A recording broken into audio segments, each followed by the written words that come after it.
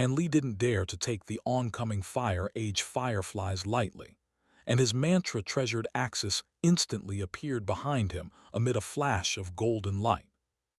As soon as the Fire Age fireflies drew close to him, they instantly came to a near standstill, as if they had crashed into an invisible wall. Han Li felt slightly reassured upon seeing this, and he was just about to pull out his profound heavenly gourd to suck in the Fire Age fireflies when he noticed something rather unsettling. A layer of golden flames had appeared over the bodies of all of the Fire Age fireflies, and the golden flames were constantly whittling away at the golden light released by his mantra-treasured axis.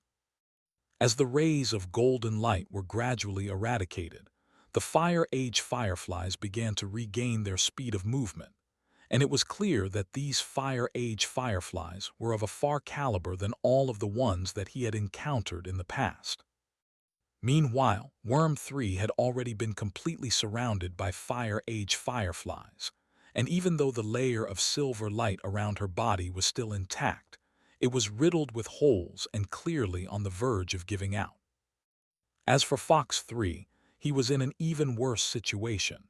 His suit of silver armor offered him barely any protection against the Fire Age fireflies, so he could only hurriedly take evasive measures, and in the process, he inadvertently crashed into one of the Aeon Divine Lamp clones.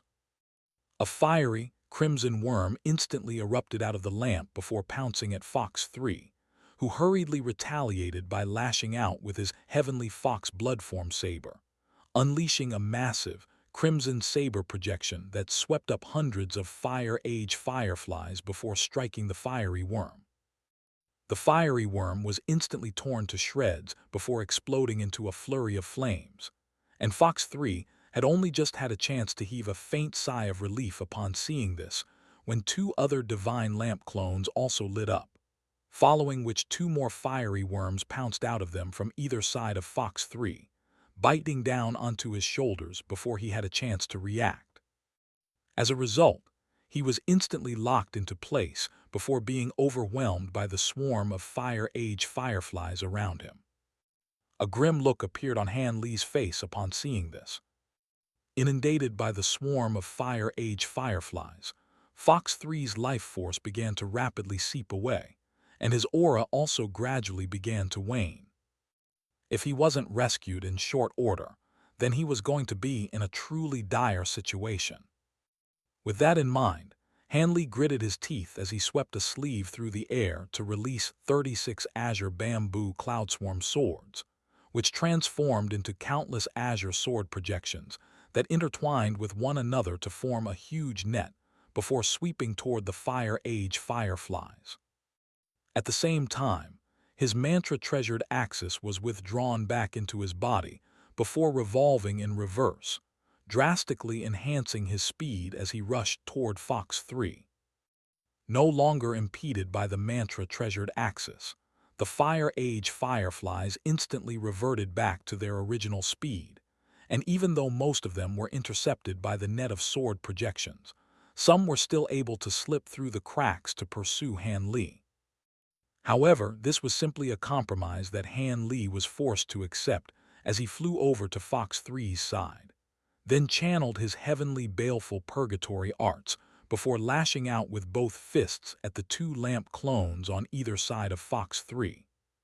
Two resounding thumps rang out in unison as the pair of lamp clones were destroyed, exploding into countless specks of golden flames, while the fiery worms extending out of them were also eradicated. However, right at this moment, all of the Fire Age fireflies clinging to Fox 3 suddenly turned back around to target Han Li instead, and as a result, he was sandwiched between two swarms of Fire Age fireflies. There was no time for him to take evasive measures, and several hundred Fire Age fireflies instantly fell upon him.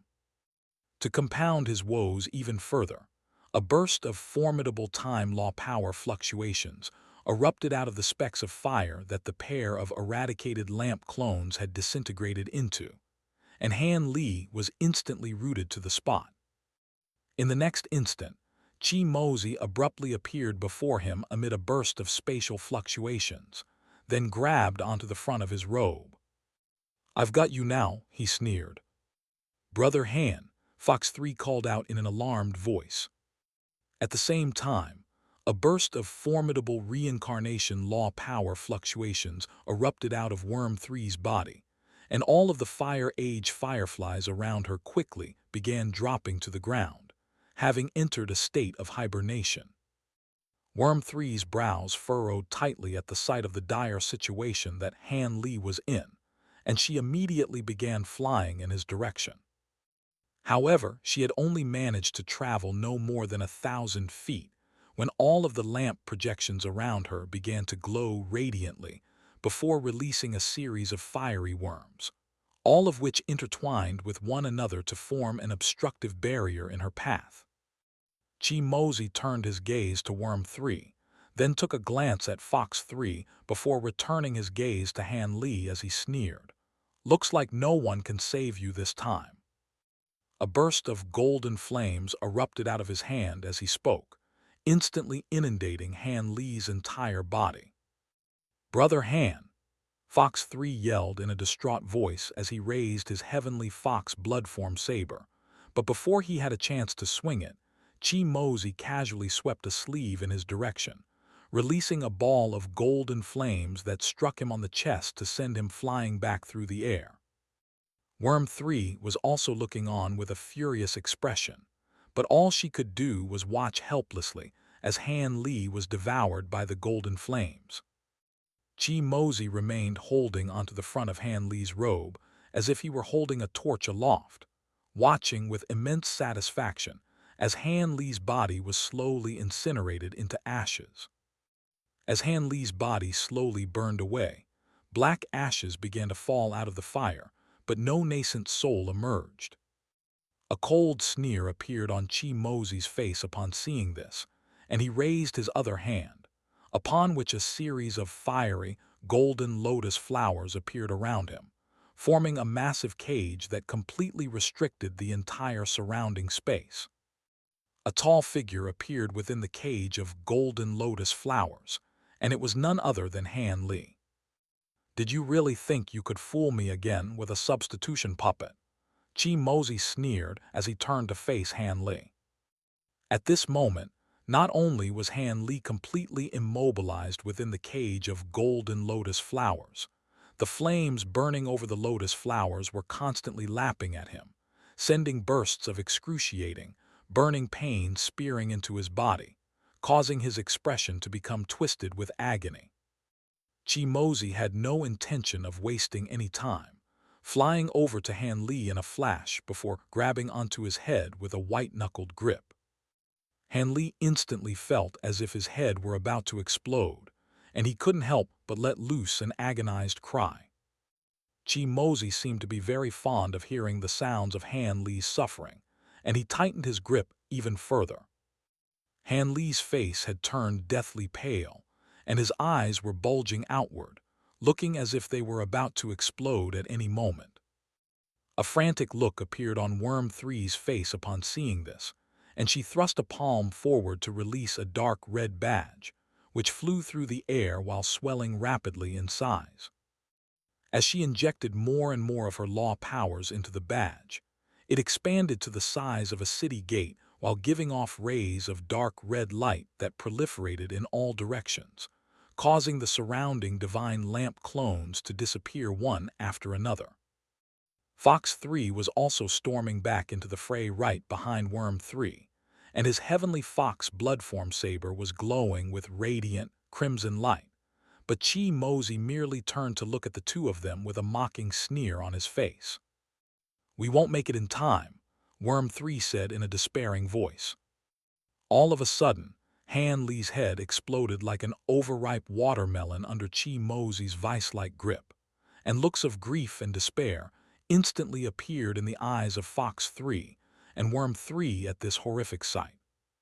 Chi Mosey paid no heed to the two of them as he plucked Han Li's nascent soul out of his headless body, and a cold smile of satisfaction appeared on his face as he chuckled. Looks like the great 5 elemental illusion mantra is going to be mine, after all. The nascent soul was struggling with all its might, but had no chance of breaking free.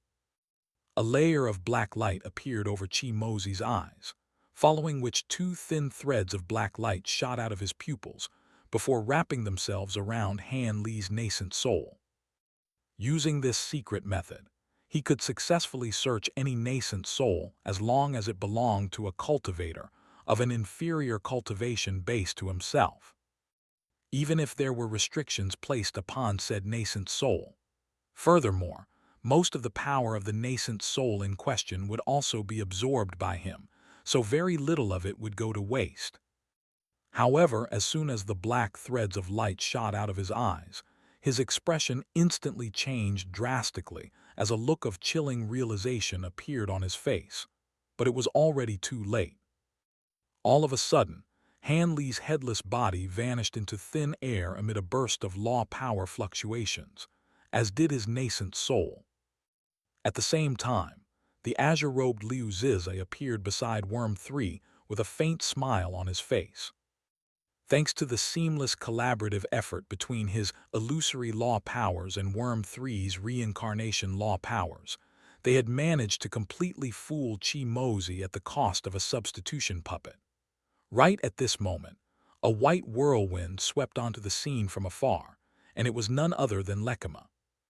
Han Li sprang down from Lekima's back, and bursts of radiant, golden light surged out of his body as manifestations of all 5 of his time attribute law treasures appeared in rapid succession to form an encirclement around Chi Mozi. The 5 time attribute law treasure manifestations lit up in unison, and a flurry of time law threads flew out of them before fusing together, following which they began to glow with dazzling, 5-colored light, as if they had been set alight by a 5-colored flame.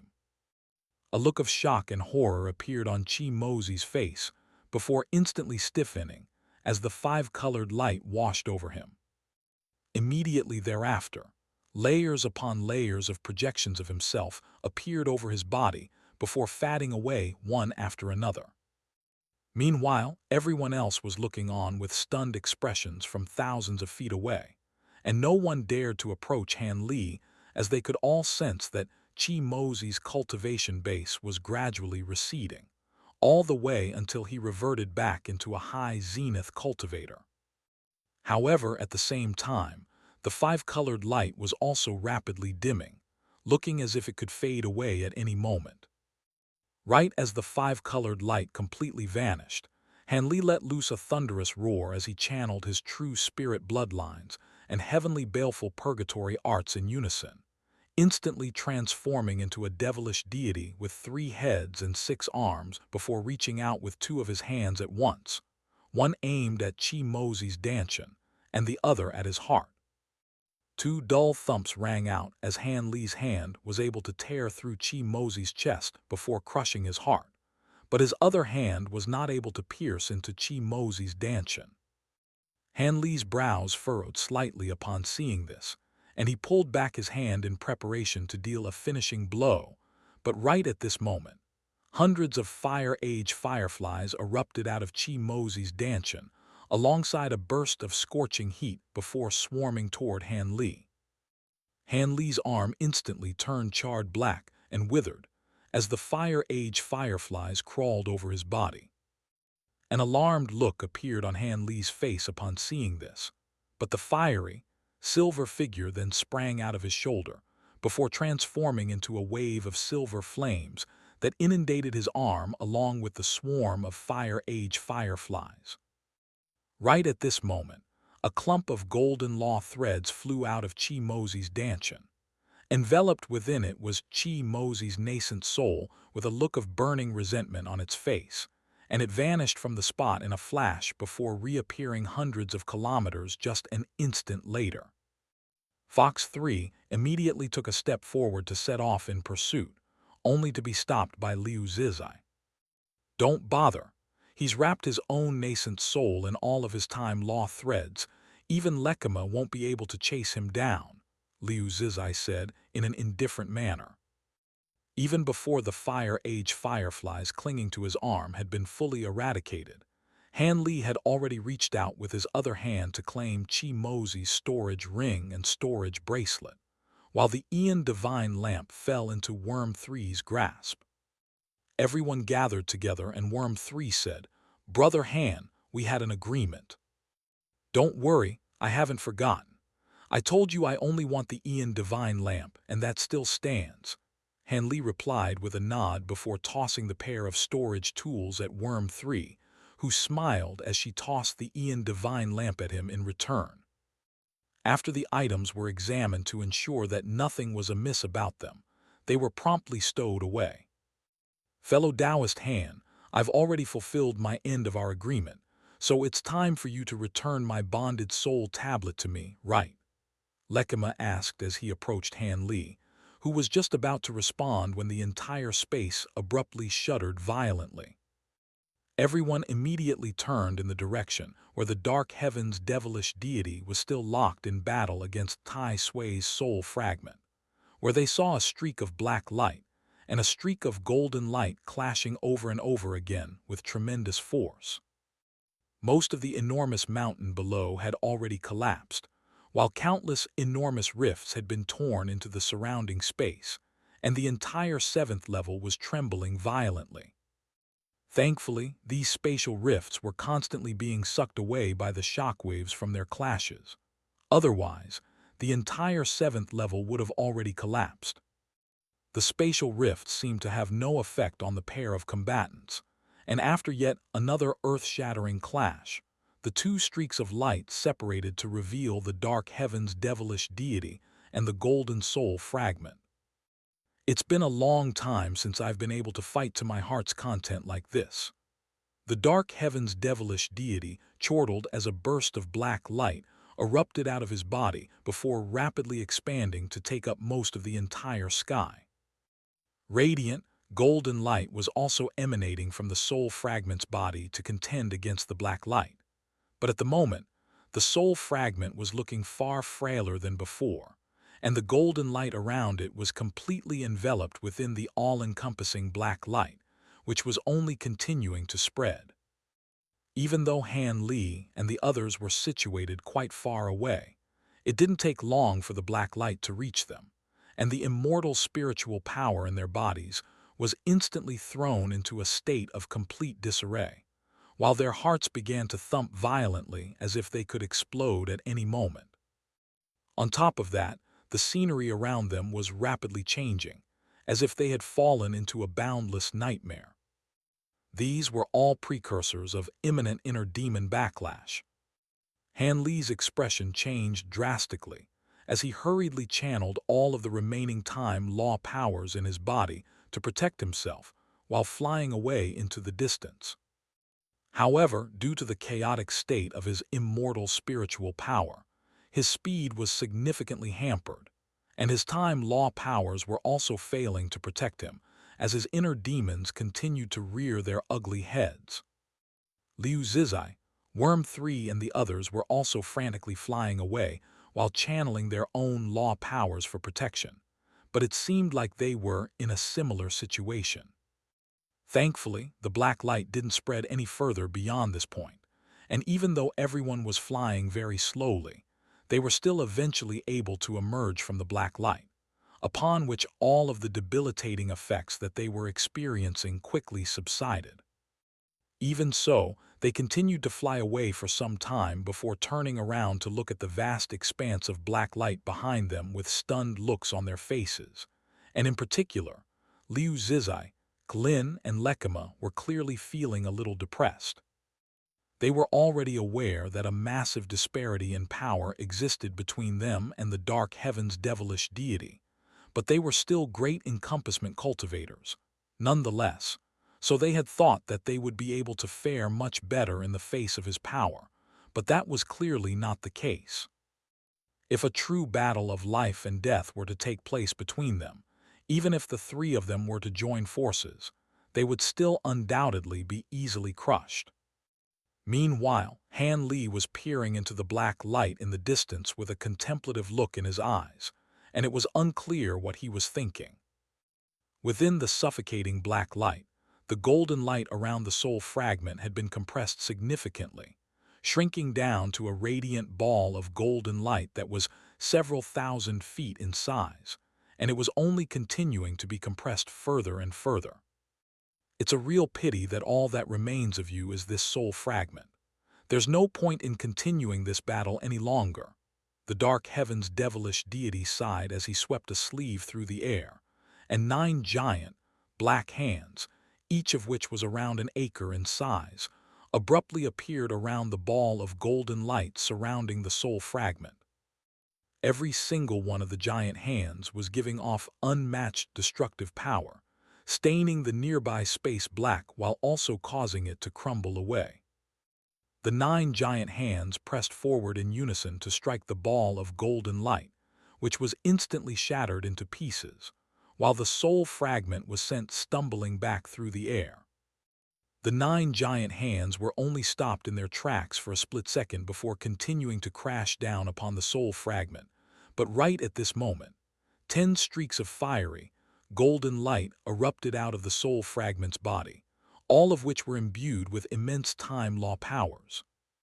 After unleashing those 10 streaks of light, the golden soul fragment's already dim body became even dimmer, and it had turned almost fully transparent. 9 of the streaks of light struck the black hands to stop them cold in their tracks, while the final one tore through the surrounding black light before hurtling directly toward Han Li and the others, all of whom hurriedly scattered in an alarmed manner. Han Li was also flying back in retreat, but the Aeon Divine lamp suddenly began to glow radiantly, and it became completely rooted to the spot in midair, refusing to budge even as Han Li tugged on it forcefully. Countless golden flames emerged within the Aeon Divine lamp, and each one transformed into a fiery lotus flower, which then converged to form a bright sea of golden flames. Han Li hurriedly released the lamp in an alarmed manner upon seeing this, then vanished from spot before reappearing several thousand feet away with his brows tightly furrowed. He had finally managed to obtain the Aeon Divine lamp after so much painstaking effort. Was he about to lose it again? The final streak of golden light was incredibly fast, and it reached the Aeon Divine lamp in the blink of an eye before flying into the sea of golden flames within it. A burst of tremendous time law powers surged out of the sea of golden flames before being injected into the streak of golden light, and the golden soul fragment in the distance instantly lit up as it quickly began to take on a more substantial form. At the same time, it threw a punch forward, and over 100 streams of golden fire erupted out of its fist in all directions like flowing, golden rivers. Each stream of fire was tens of thousands of feet long, and they were giving off the same aura of inevitability and decay as the passage of time itself. It could be said that the most fearsome thing under the heavens was the passage of time. Any life form, even cultivators who had attained so-called immortality, were still susceptible to the inevitable harvester of lives that was time. The streams of golden fire were able to easily eradicate all of the nearby black light, and then 9 giant hands before hurtling toward the dark heaven's devilish deity. The nearby space was instantly enshrouded within a burst of tremendous time law powers that immobilized everything, including even the spatial rifts in the area and all of the raging spatial turbulence within them. Han Li and the others had thought that they had already retreated to a safe distance away, but they were still encompassed within this burst of time law powers, which instantly rooted them to the spot. All of this had taken place in the blink of an eye, and Dark Heaven's devilish deity's eyes lit up with excitement as he chortled, "Brilliant! I didn't think that a mere soul fragment of yours would still have so much power." Radiant, black light emanated from his body as he spoke, plunging the entire surrounding area in a radius of several thousand feet into complete darkness. At the same time, a black longsword appeared in his grasp, and it was enshrouded within a layer of black light that was constantly fluctuating in brightness, giving the sword an illusory appearance, as if it could vanish at any moment. With a swing of the sword, over 100 almighty, black sword projections were unleashed, and all types of horrific voices could be heard ringing out from the sword projections, including ghastly howls, agonized wails, deranged laughter, and enraged roars, culminating in a maddening cacophony that was enough to drive the listener insane. Each of the sword projection struck one of the streams of golden flames with unerring accuracy, easily tearing huge rifts into the space in their path. A string of earth-shattering booms rang out as an impasse ensued between the sword projections and golden flames, with neither side able to get the better of the other. Two gargantuan bursts of law powers were clashing against each other, tearing the restrictive force in the nearby space to shreds, and as a result, Han Li and the others had their mobility restored. "We have to get out of here. A battle between two peak great encompassment cultivators could kill us at any moment," Liu Ziz yelled as released a burst of gray light to sweep up Fox 3 before flying away into the distance.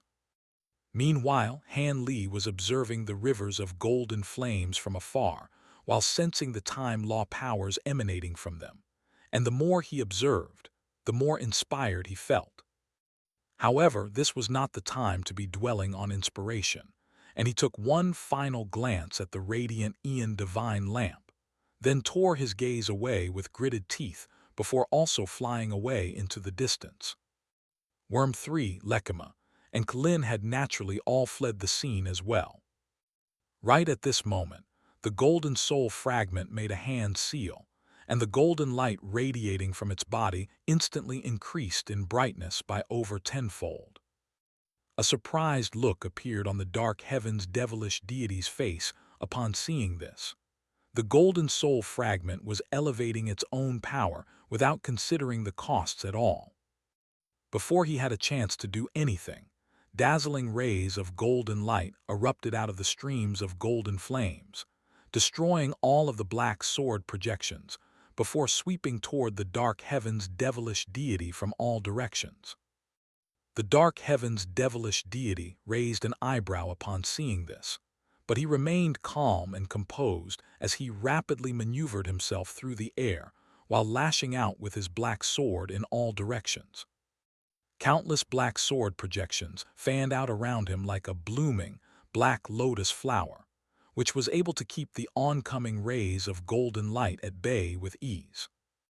Despite this, the golden soul fragment didn't appear disheartened, and it continued to make a rapid string of hand seals.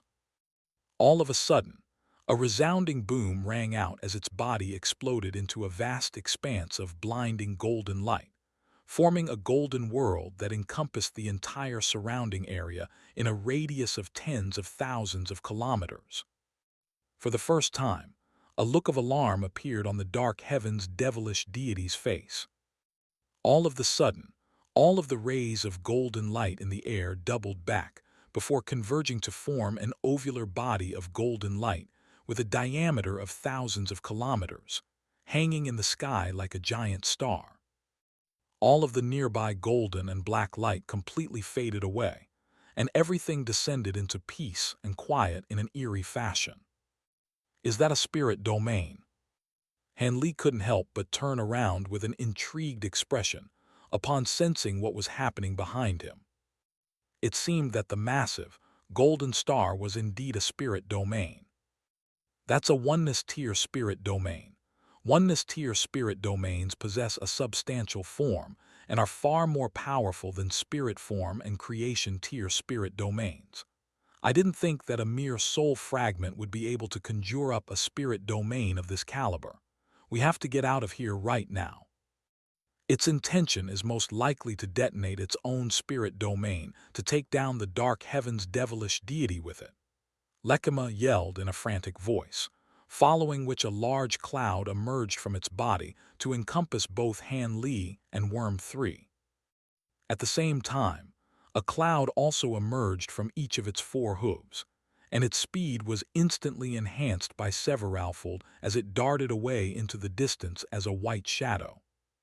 Glyn and Liu Zizai's expressions also changed drastically as they arrived at the same conclusion as Lekima, and Glyn took on his gold-devouring beetle form before racing away as a streak of golden light, vanishing into the distant sky in the blink of an eye.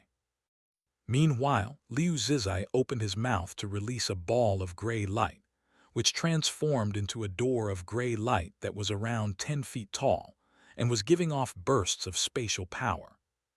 He immediately stepped into the door of light with Fox 3, and the two of them instantly vanished into thin air, while the door of gray light also faded away. Immediately thereafter, the giant, golden star in the distance began to glow with blinding, golden light, and countless fiery patterns had also appeared over its surface. On top of that, it was giving off a terrifying aura of annihilation. And even though it still hadn't been detonated, the nearby space was already trembling violently. An earth-shattering boom rang out as the golden star exploded into a vast, unfathomable expanse of golden light, which proliferated through the air in all directions, tearing through the nearby space with ridiculous ease. All of the spatial fragments and spatial turbulence was then completely devoured by the golden light, and countless vortexes of different sizes that seemed to be capable of swallowing up all things had also appeared within the golden light. What remained of the enormous mountain down below was quickly swallowed up by the golden light, and it was erased from existence without being able to offer up any resistance. The golden light continued to spread rapidly, and the entire 7th level was trembling violently as massive spatial rifts appeared everywhere. At this point, Han Li's trio had already flown to a considerable distance away, but they were being outstripped by the expanding golden light, and it was quickly catching up to them. Lekima let loose an urgent neigh as a pair of huge, white wings appeared on its back, and there were countless white symbols of winds and clouds flashing on their surface. With its speed further enhanced by the pair of white wings, it had become faster than expanding golden light, but the entire 7th level was beginning to collapse, and spatial rifts were constantly appearing up ahead, forcing Lekima to duck and weave from side to side. As a result, it was being slowed down significantly, preventing it from outrunning the expanding golden light. Amid all the chaos, it was unclear where Klin and Liu Zizai had gone. "This isn't going to work, fellow Taoist Lekima. I'm going to use a spatial teleportation technique to get us to the 6th level," Han Li said as he made a hand seal, and arcs of golden lightning erupted out of his body to form a lightning formation that encompassed all three of them. As the lightning formation took shape, more and more lightning formation patterns appeared on its surface, but due to the fact that 3 people had to be teleported at once, including a great encompassment cultivator in the form of Lekima, some more preparations had to be made before teleportation could be initiated. Lekima continued to flee from the expanding golden light while observing the surrounding lightning formation, and its eyes instantly lit up upon sensing the exquisite integration of lightning and spatial powers within the formation. Finally, the lightning formation fully took shape, and at this point, the expanding golden light was still some distance away. An elated look appeared on Han Li's face as he prepared to activate the teleportation formation, but right at this moment, the nearby space completely collapsed amid an earth-shattering commotion. Han Li's trio instantly fell into a boundless expanse of spatial turbulence, which tore the lightning formation apart with ease. The lightning formation was only a teleportation formation, so it wasn't particularly resilient or defensively stalwart. Han Li was involuntarily torn off Lekima's back before being swept up by the boundless spatial turbulence, while Lekima and Worm 3 were also swept away, vanishing out of sight in an instant. Han Li felt as if the entire world were spinning around him, and countless bursts of spatial turbulence were sweeping toward him from all directions, filling his ears with deafening rumbling. The spatial turbulence was incredibly powerful, and even with his immense powers, he was only just barely able to stabilize himself.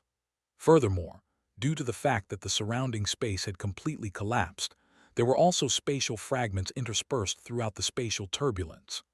Right at this moment, a burst of five-colored light appeared over Han Li's body, and a loud cry rang out as he transformed into a five-colored phoenix that was around 1,000 feet in size.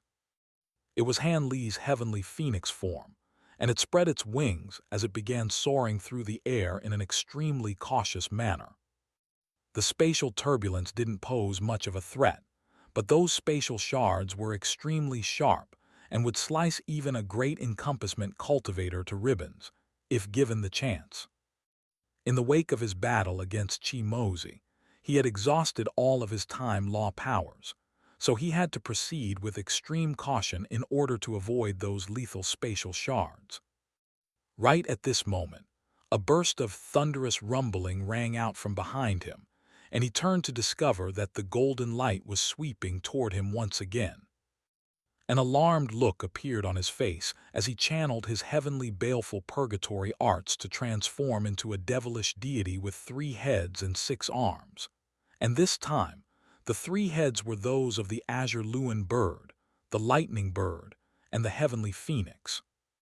Gusts of azure wind, arcs of silver lightning, and streaks of 5-colored light surged out of his body in unison as he flew back in retreat, traveling at an extraordinary speed that was far faster than even the top speed that Lekema had displayed earlier. Flying at such an incredible speed, Han Li's ability to avoid the spatial shards in his path was severely compromised, and several gashes were soon sliced into his body. Thankfully, his physical constitution was extremely formidable in this form, and he also had the protection of his true extreme film, so none of the gashes had cut very deep. Before long, he was able to open up some distance between himself and the golden light, and to his immense relief, the golden light was beginning to slow down, as if it had finally exhausted all of its power. An elated look appeared on Han Li's face upon seeing this, but right at this moment, a burst of dull rumbling suddenly rang out from behind him, and the golden light abruptly exploded into countless waves of golden radiance that spread through the air far faster than before. The waves of golden light instantly caught up to Han Li before he even had a chance to react, and he immediately summoned a whole host of defensive immortal treasures in a blind panic to protect himself. However, it then quickly dawned on him that his concerns were unnecessary. The waves of golden light didn't have much destructive power within them, and they were merely propelling him rapidly through the air. All of the surrounding spatial shards were also being propelled forward, so they didn't inflict much harm upon him. The waves of golden light propelled Han Li through the air for some time before fading away, much to his relief and elation. Right as he was about to continue onward, his gaze was suddenly drawn to a certain direction, and after a brief hesitation, he decided to fly in that direction. A few seconds later, a struggling, blue figure appeared in his field of view up ahead, and it was none other than Lan Yan. At this moment, she was trapped in a swirling vortex of spatial turbulence, and her entire body was riddled with wounds. Her left arm had been completely sliced off at the shoulder, and her hair was completely disheveled, while her complexion was deathly pale. Most damning of all, the layer of protective spiritual light around her body had already become very dim, and it was only just barely able to ward off the surrounding spatial turbulence, indicating that her immortal spiritual power reserves were running dry. Right at this moment, a huge spatial shard was hurled Lan Yan's way, and an alarmed look appeared on her face as she hurriedly dodged to the side.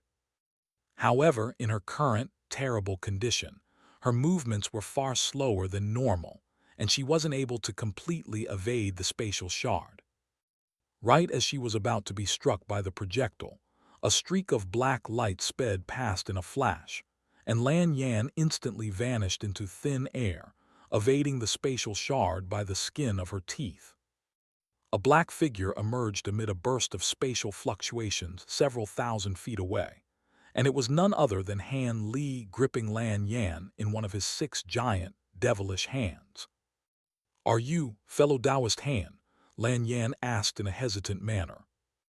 Han Li nodded in response with an indifferent direction, and a burst of green light surged out of one of his other hands before seeping into Lan Yan's body. A layer of green light instantly appeared over her body, and her wounds began to rapidly heal, while the layer of protective spiritual light around her also brightened significantly. A relieved look appeared on her face as Han Li released her, and she promptly took a pill, upon which her pale complexion quickly began to improve. "Thank you for saving me, fellow Taoist Han," she said with a look of mixed emotions in her eyes. "No need to thank me. Now that you've recovered somewhat, I'll leave you to your own devices," Han Li replied, then promptly departed. Even though they had initially been enemies, Han Li had a rather positive impression of the Lan siblings, and that was why he had decided to save Lan Yan in her time of need. On top of that, he could feel that some darkness had taken root in his heart during the period of time in which he had been under the influence of the dark heaven's devilish deity's inner demon law powers.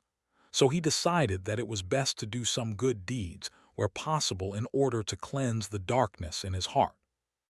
However, that didn't mean that he would go as far as to take Lan Yan with her. He had already saved her life here, and that was more than enough in his eyes. Lan Yan looked on with a hesitant expression for a moment as Han Li flew away into the distance, then seemed to make up her mind as she set off after him. After flying for a short while, Han Li arrived in an area filled with particularly powerful bursts of spatial turbulence that were interspersed with a huge number of spatial shards. There was a massive spatial rift that was several dozen kilometers in length up ahead, through which the outside world could be seen, and that spatial rift was where all of the spatial shards were coming from. An elated look appeared on Han Li's face as a layer of inky black light surfaced over his body, and he quickly took on an alternative devilish deity form, this one with the heads of the true dragon, the giant mountain ape, and the Kun Peng. Additionally, this devilish deity form was also more physically imposing than the previous one, and all of his injuries were healed almost instantly. At the same time, over 900 profound acupoints lit up over his body, and a burst of tremendous power erupted out his devilish body, scattering all of the nearby spatial turbulence to open up a large safe zone around him. However, he didn't choose to immediately fly toward the white spatial rift, as there were far too many spatial shards around it. Instead, he lashed out with his 6 fists in rapid succession, unleashing countless fist projections to strike at the dense clusters of spatial shards in front of the white spatial rift. Bursts of thunderous rumbling rang out as waves upon waves of black fist projections struck the spatial shards before exploding into the balls of black light, and the spatial shards were quickly being scattered to open up a path of safe passage. Han Li's eyes immediately lit up slightly as he slowly flew forward while continuing to unleash a sustained barrage of fist projections to clear the way ahead, and it didn't take long before he arrived in front of the spatial rift. Right at this moment, a layer of black light surfaced over each of his 6 fists, and he lashed out with his 6 fists in unison to release a black fist projection the size of a house. The fist projection struck the white spatial rift before exploding into an enormous ball of black light that proliferated outward in all directions, clearing away all of the spatial shards near the white rift. Immediately thereafter, Han Li let loose a thunderous roar as he lashed out with his 6 fists in unison once again to strike the spatial rift, and an earth-shattering boom rang out as the spatial rift shuddered violently. A large hole that was several dozen in feet in size was blown into the spatial rift where it was struck by Han Li's fists, and an ecstatic look appeared on his face as he immediately reverted back to his human form before flying through the hole. Outside the hole was a vast canyon that was filled with dense mist, while a blanket of dark clouds were hanging up above. The Ian Pagoda was situated behind Han Li, but at this point, its seventh level had already been completely destroyed, reduced to a chaotic mass of spatial turbulence that was tearing the surrounding space to shreds. All of the cultivators situated outside the Ian Pagoda were already nowhere to be seen, and only a few people who had been freed from the pagoda were still hanging around nearby. But none of them dared to approach the pagoda as they observed the structure in a fearful manner from afar. Right as Han Li was assessing his surroundings, he suddenly turned around and raised an eyebrow while casting his gaze toward the large spatial hole that he had just emerged from. A blue figure flew out from within before descending to the ground nearby, and it was none other than Lan Yan. Several new wounds had appeared on her body, and the protective blue light around him had dimmed significantly once again. She was gasping for air as she summoned a pair of blue talismans, which fused into her body as two balls of blue light, and her complexion instantly improved slightly. I didn't get a chance to thank you for setting aside our past differences and saving my life, fellow Taoist Han. I'll be sure to repay you for your kindness, she promised with a serious expression. It's fine, don't worry about it, Han Li replied in an indifferent manner. You saved my life, fellow Taoist Han. This is not something that I can simply forget, Lan Yan said in an insistent manner. Suit yourself then. Han Li shrugged as he took a pill while scouring his surroundings for Worm 3 and the others. Lan Yan took a long glance at Han Li, then descended into the canyon and sat down to rest and recuperate. Han Li paid no heed to her as he scanned the surrounding area with his spiritual sense, and his brows furrowed slightly in concern as he discovered that he couldn't detect any of their auras. Surely they should all be fine, Han Li thought to himself. Right at this moment, a huge spatial hole appeared near the Ian Pagoda, and Worm 3, Lekama, and Klin flew out from within. The three of them were all carrying substantial injuries, particularly Worm 3, half of whose body was soaked in blood, but thankfully none of them were in any life-threatening danger. I'm glad to see you made it out safely, fellow Taoist Han. I was worried about you after we became separated, but it looks my concerns were unnecessary, Worm 3 said with a mixture of elation and relief in her voice. I was very fortunate to have made it out alive. You should take some time to rest and recuperate so we can get out of here as soon as possible, Han Li replied.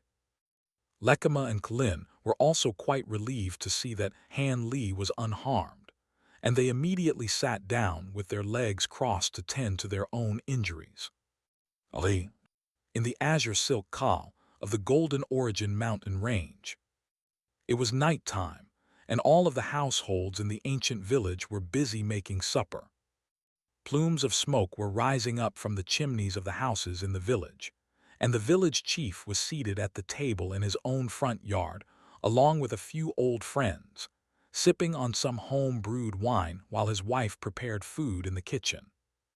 All of a sudden, a resounding boom rang out, and the entire azure silk khal shuddered violently.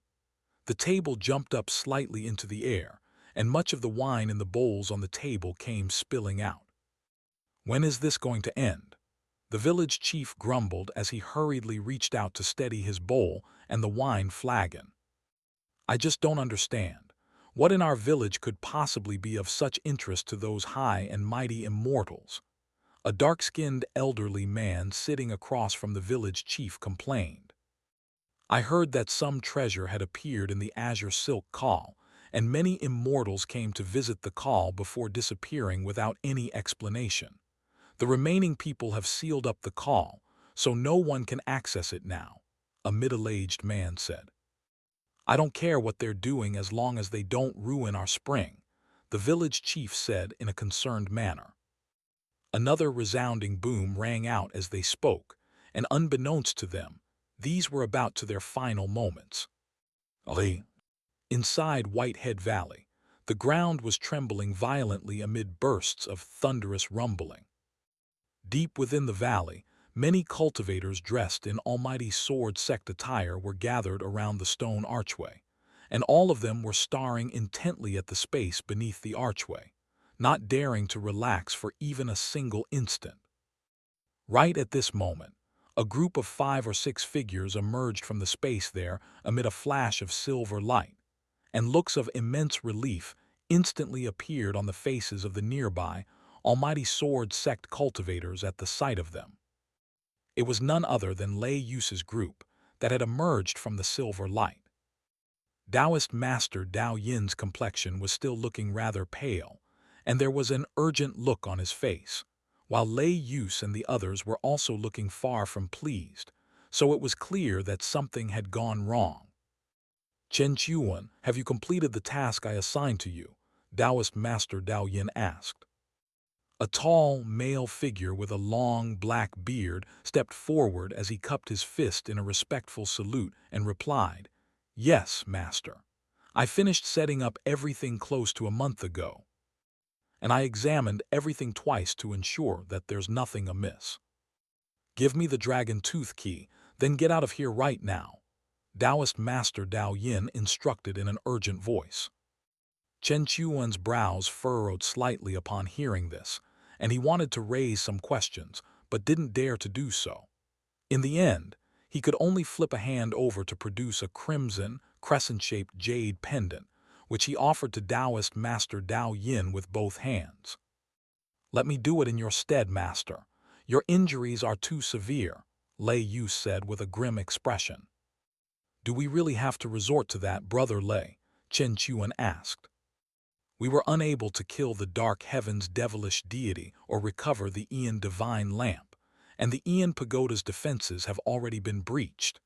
It won't be long before the people imprisoned in the pagoda come out of the secret area, and that'll spell disaster for the entire Golden Origin Immortal region, so we have to act now," Lei Yus replied in a grim voice. "In order to activate the Dragon Tooth Destruction Formation, someone has to stay in the formation, and 10 seconds following its activation, a string of explosions will take place.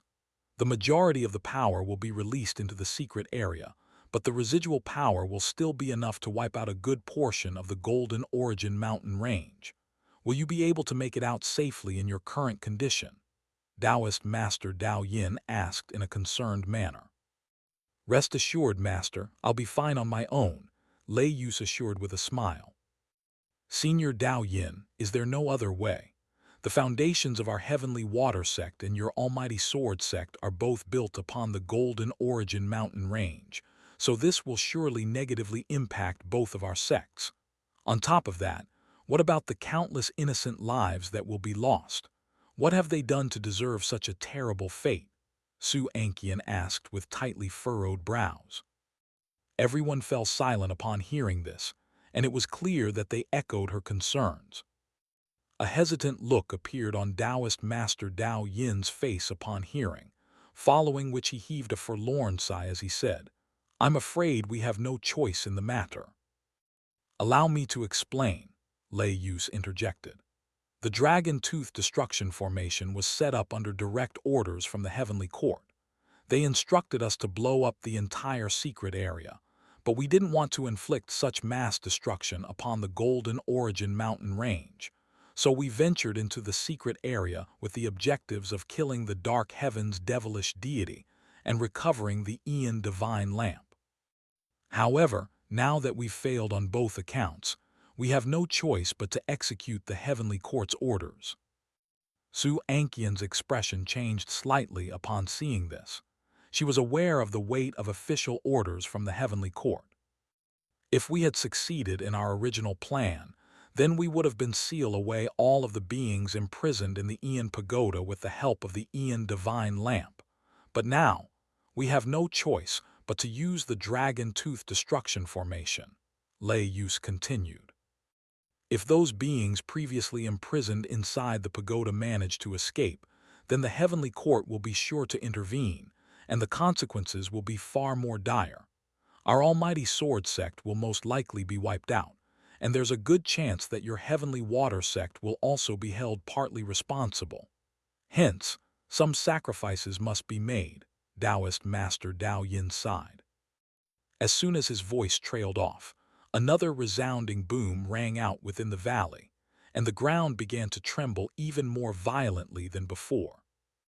The Ian Pagoda won't be able to hold itself together for much longer. We have to act now, Taoist Master Dao Yin said in an urgent manner. Please leave this place at once, everyone. I'll activate the formation on my own, Lei Yus urged. All right, I'll leave everything here to you, but make sure you return safely, Taoist Master Dao Yin replied after a brief hesitation, then handed the crescent-shaped jade pendant to Lei Yus. The pendant was riddled with complex patterns and slightly warm to the touch, and a solemn look appeared on Lei Yus's face upon being entrusted with it. Be safe, Su Anqian said as she turned to depart, and Lei Yus responded with a smile and a nod. After that, everyone flew out of Whitehead Valley, leaving only Lei Yus behind. Su Anqian heaved a faint sigh as she flew over the serene little village in the azure silk caul. Following everyone's departure, Lei Yus rose up into the air, then joined his palms in front of his own chest with the dragon tooth key clasped between them. He then began to chant an incantation, and the entire Whitehead Valley began to tremble as a series of crescent-shaped stone pillars began rising up from the ground and the mountain faces surrounding the valley. Before long, hundreds of black stone pillars that resembled sharp bones had emerged from the entire valley. These stone pillars were etched with dense clusters of strange-looking runes that were dark red in color, giving off bursts of scorching heat and formidable spiritual power fluctuations. Lei Yus was feeling a little anxious as he held the jade pendant in his hand, but there was no time for him to hesitate as he tossed the dragon tooth key forward. The key ascended further into the heavens, hanging above the valley like a crimson moon. Bursts of flashing light began emanating from the crimson moon, and the runes on the stone pillars below also began to flash in tandem. All of a sudden, Lei Yus brought his palms apart as he let loose a thunderous roar, and the crimson moon exploded into countless rays of crimson light that descended upon the stone pillars in the valley. As these rays of light shone down onto the stone pillars, the runes engraved upon them brightened even further. Meanwhile, Lei Yus was already flying out of the valley as quickly as he could, while commencing an internal countdown of 10 seconds. Immediately thereafter, another streak of light flew out of the valley before racing away in another direction. It was none other than Xing Shan standing atop the primordial ancient sword, and his speed wasn't inferior to Lei Yus's in the slightest. As soon as the 10-second countdown concluded, countless pillars of light in the shape of wolves' fangs erupted out of the earth in the azure silk caul, and the entire surrounding area within hundreds of kilometers completely erupted, as if a gargantuan creature had risen up after a long slumber. Immediately thereafter, a layer of red light swept through the entire area, instantly vaporizing everything that it came into contact with. The entirety of Spare Food Village was torn apart by gusts of ferocious wind even before the red light arrived, and all signs that the village had ever existed were erased in the blink of an eye. Close to half of the entire Golden Origin mountain range began to collapse amid bursts of violent rumbling, resulting in the destruction of countless settlements and the loss of countless lives. Near the Ian Pagoda, after taking a brief rest, Lekima and Klin's complexions were looking much better than before. Fellow Taoist Han, I've followed through on my promise to you, so it's time for you to give me my bonded soul tablet, is it not? Glin asked as he rose to his feet. Of course, Han Li replied as he tossed over Glin's bonded soul tablet. A disgruntled look appeared on Lekima's face upon seeing this, and he protested, Hey, don't forget about me. Isn't it about time that you returned my bonded soul tablet as well?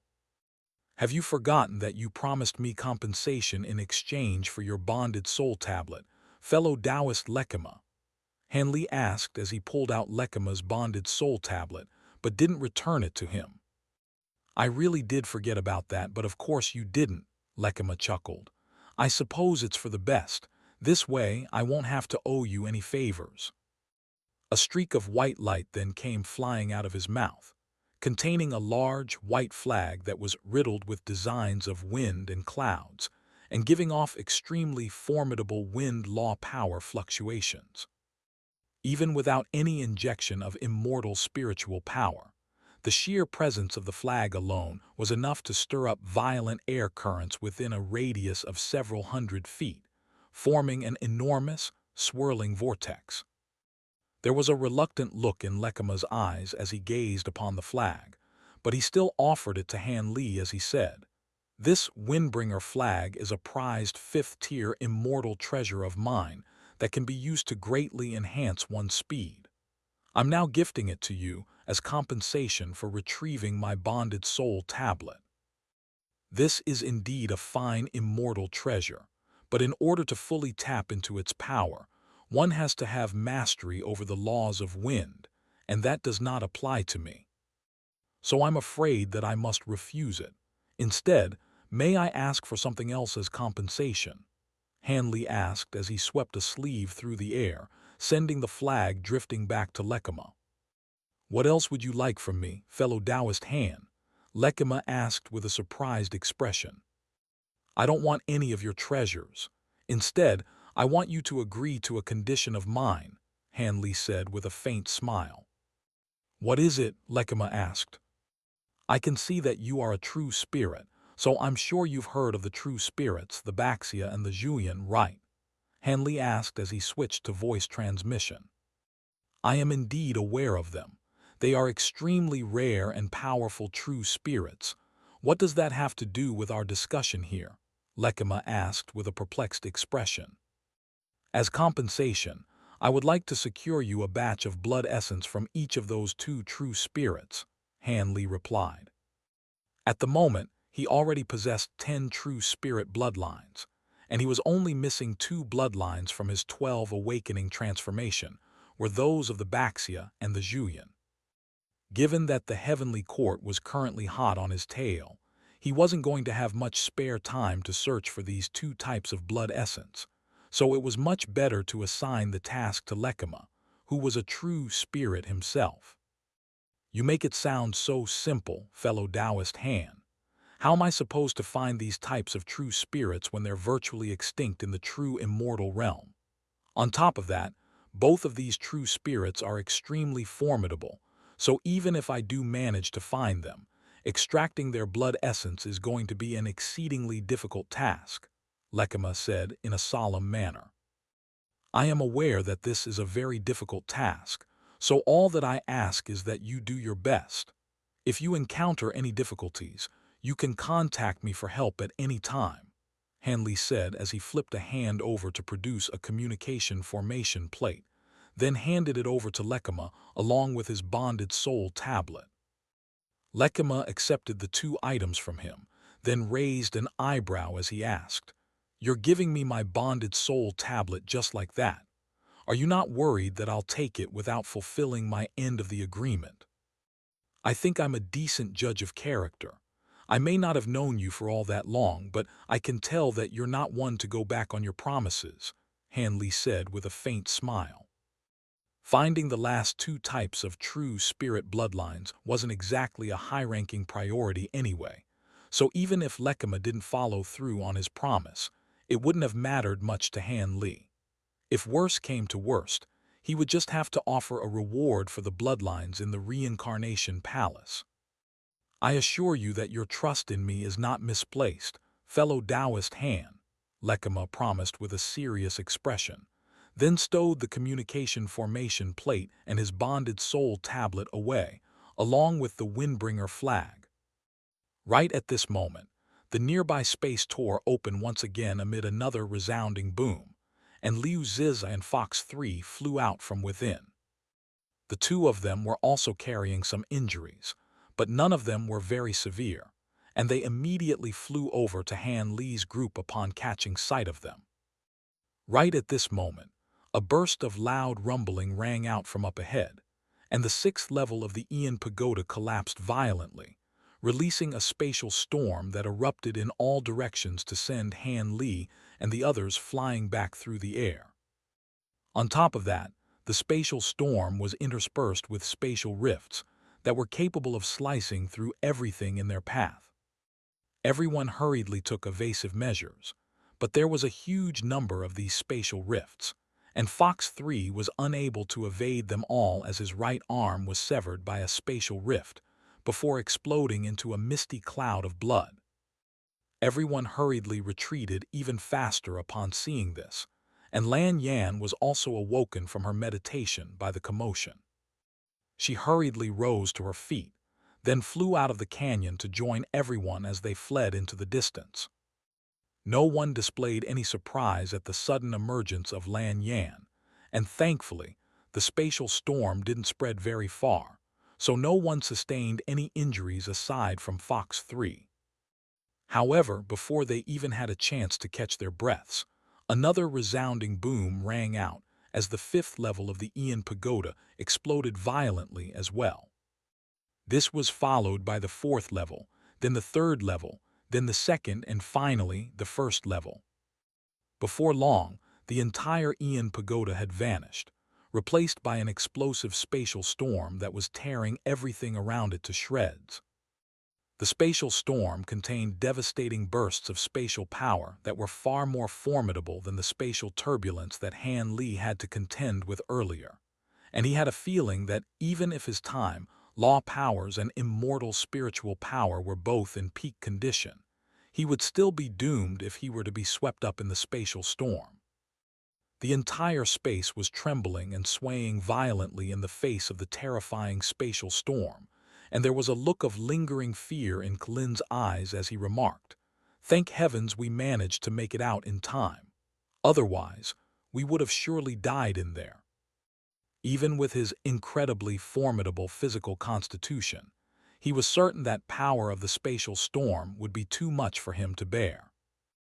Each of the Ian Pagoda's levels is an independent space, so it can be said that the entire pagoda is a spatial treasure of an extremely high caliber.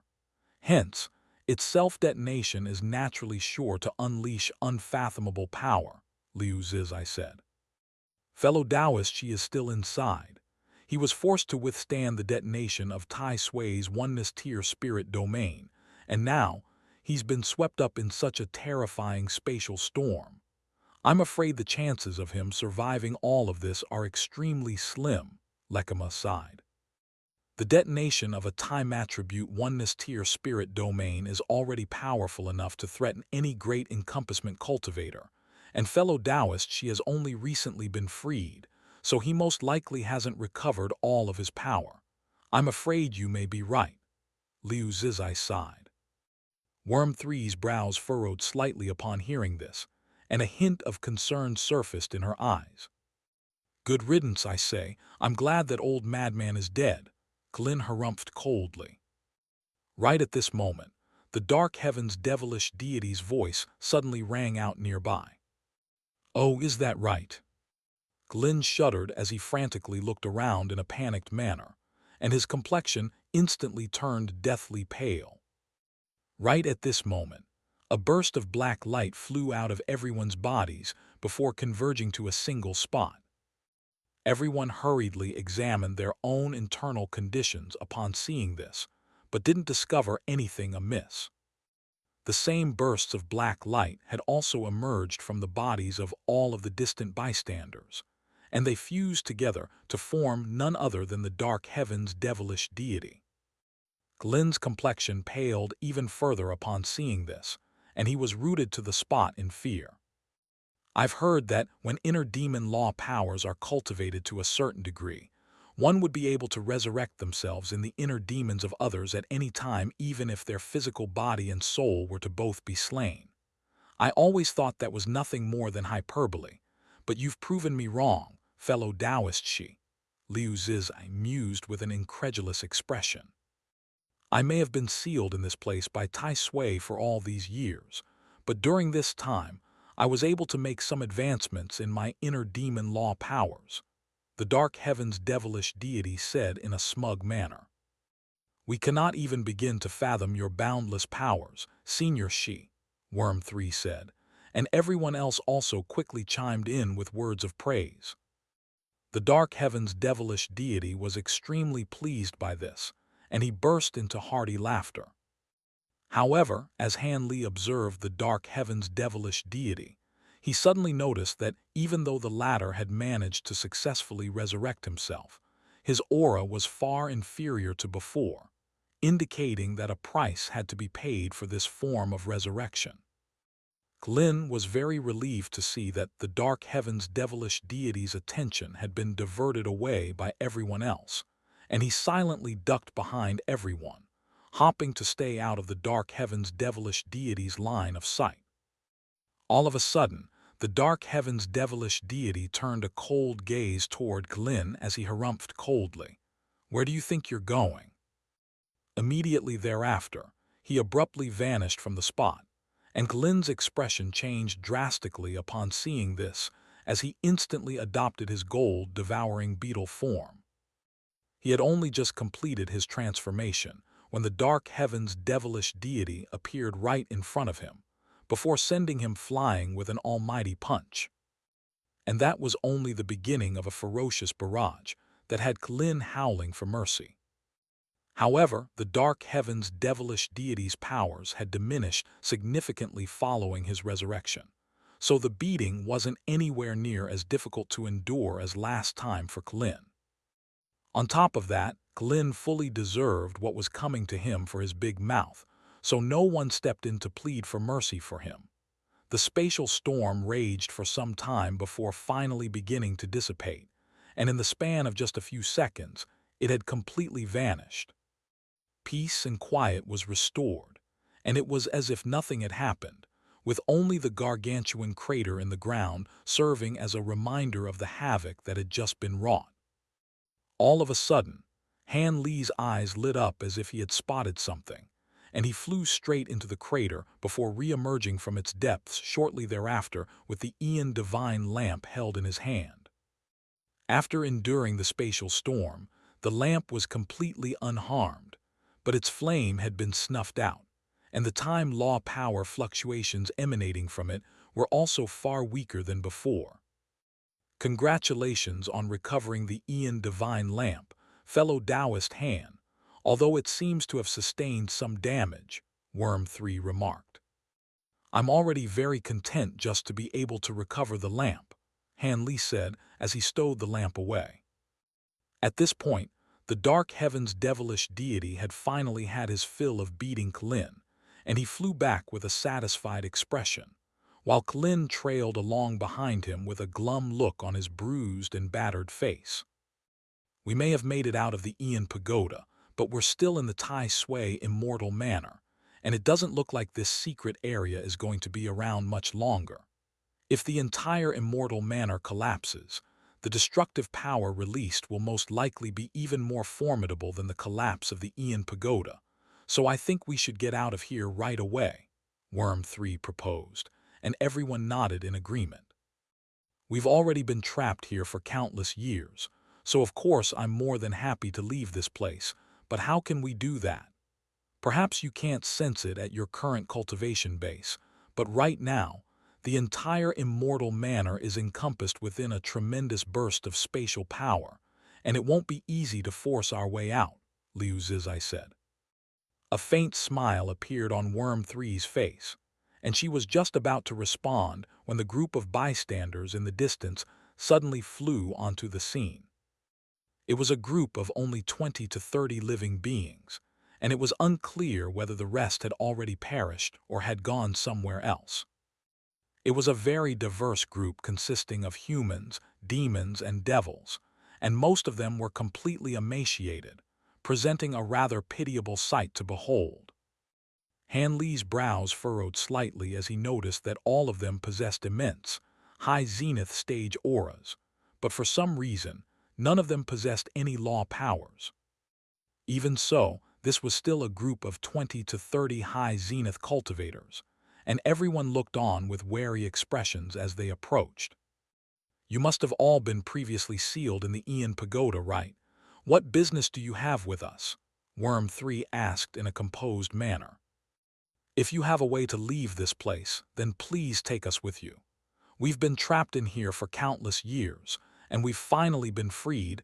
We don't want to die here, a red-haired male human implored, and everyone else also began begging Worm 3 to take them with her. Rest assured, everyone, we were fated to meet here, so I won't leave you behind, Worm 3 declared. Thank you so much, the red-haired man said, and his voice was brimming with gratitude. Everyone else also hurriedly extended grateful salutes to Worm 3. Do you have a way to get out of here, fellow Taoist Worm 3? Liu Ziza asked. I came here to carry out a mission for the Reincarnation Palace, so of course I have a way to get out of here. However, I'm going to need some time to prepare, Worm 3 replied as she flipped a hand over to produce a stack of silver formation plates and formation flags, all of which were giving off formidable spatial power fluctuations. That's a great spatial transference formation. The Reincarnation Palace truly is an organization of remarkable wealth, Liu Ziza praised. A faint smile appeared on Worm 3's face, and she was just about to begin setting up the formation when the entire Immortal manor began to tremble and sway violently. The spatial rifts in the sky were rapidly expanding, and rays of blinding golden light were erupting out of them. The earth had also begun to tremble violently, and a series of enormous trenches emerged before widening into vast canyons. Everyone's expressions changed drastically upon seeing this, and they hurriedly flew up into the air. How could this be? The secret area has begun to collapse, but it should have been able to last at least a few more days. Could it be that someone's doing something to accelerate its collapse? Worm 3 exclaimed. Now's not the time to be thinking about that. You focus on setting up the formation. We'll keep you sheltered in the process. Liu Ziza yelled in an urgent voice, and Worm 3 immediately sprang into action as the formation plates and formation flags in her hands flew into the nearby space to form a silver formation. Bursts of silver light erupted out of the formation tools, forming a thick pillar of silver light that erupted into the heavens, while everyone hurriedly gathered around Worm 3. Meanwhile, 3 figures were standing in the distance, seemingly completely unaffected by the surrounding spatial turbulence as they looked on at Han Li's group from afar.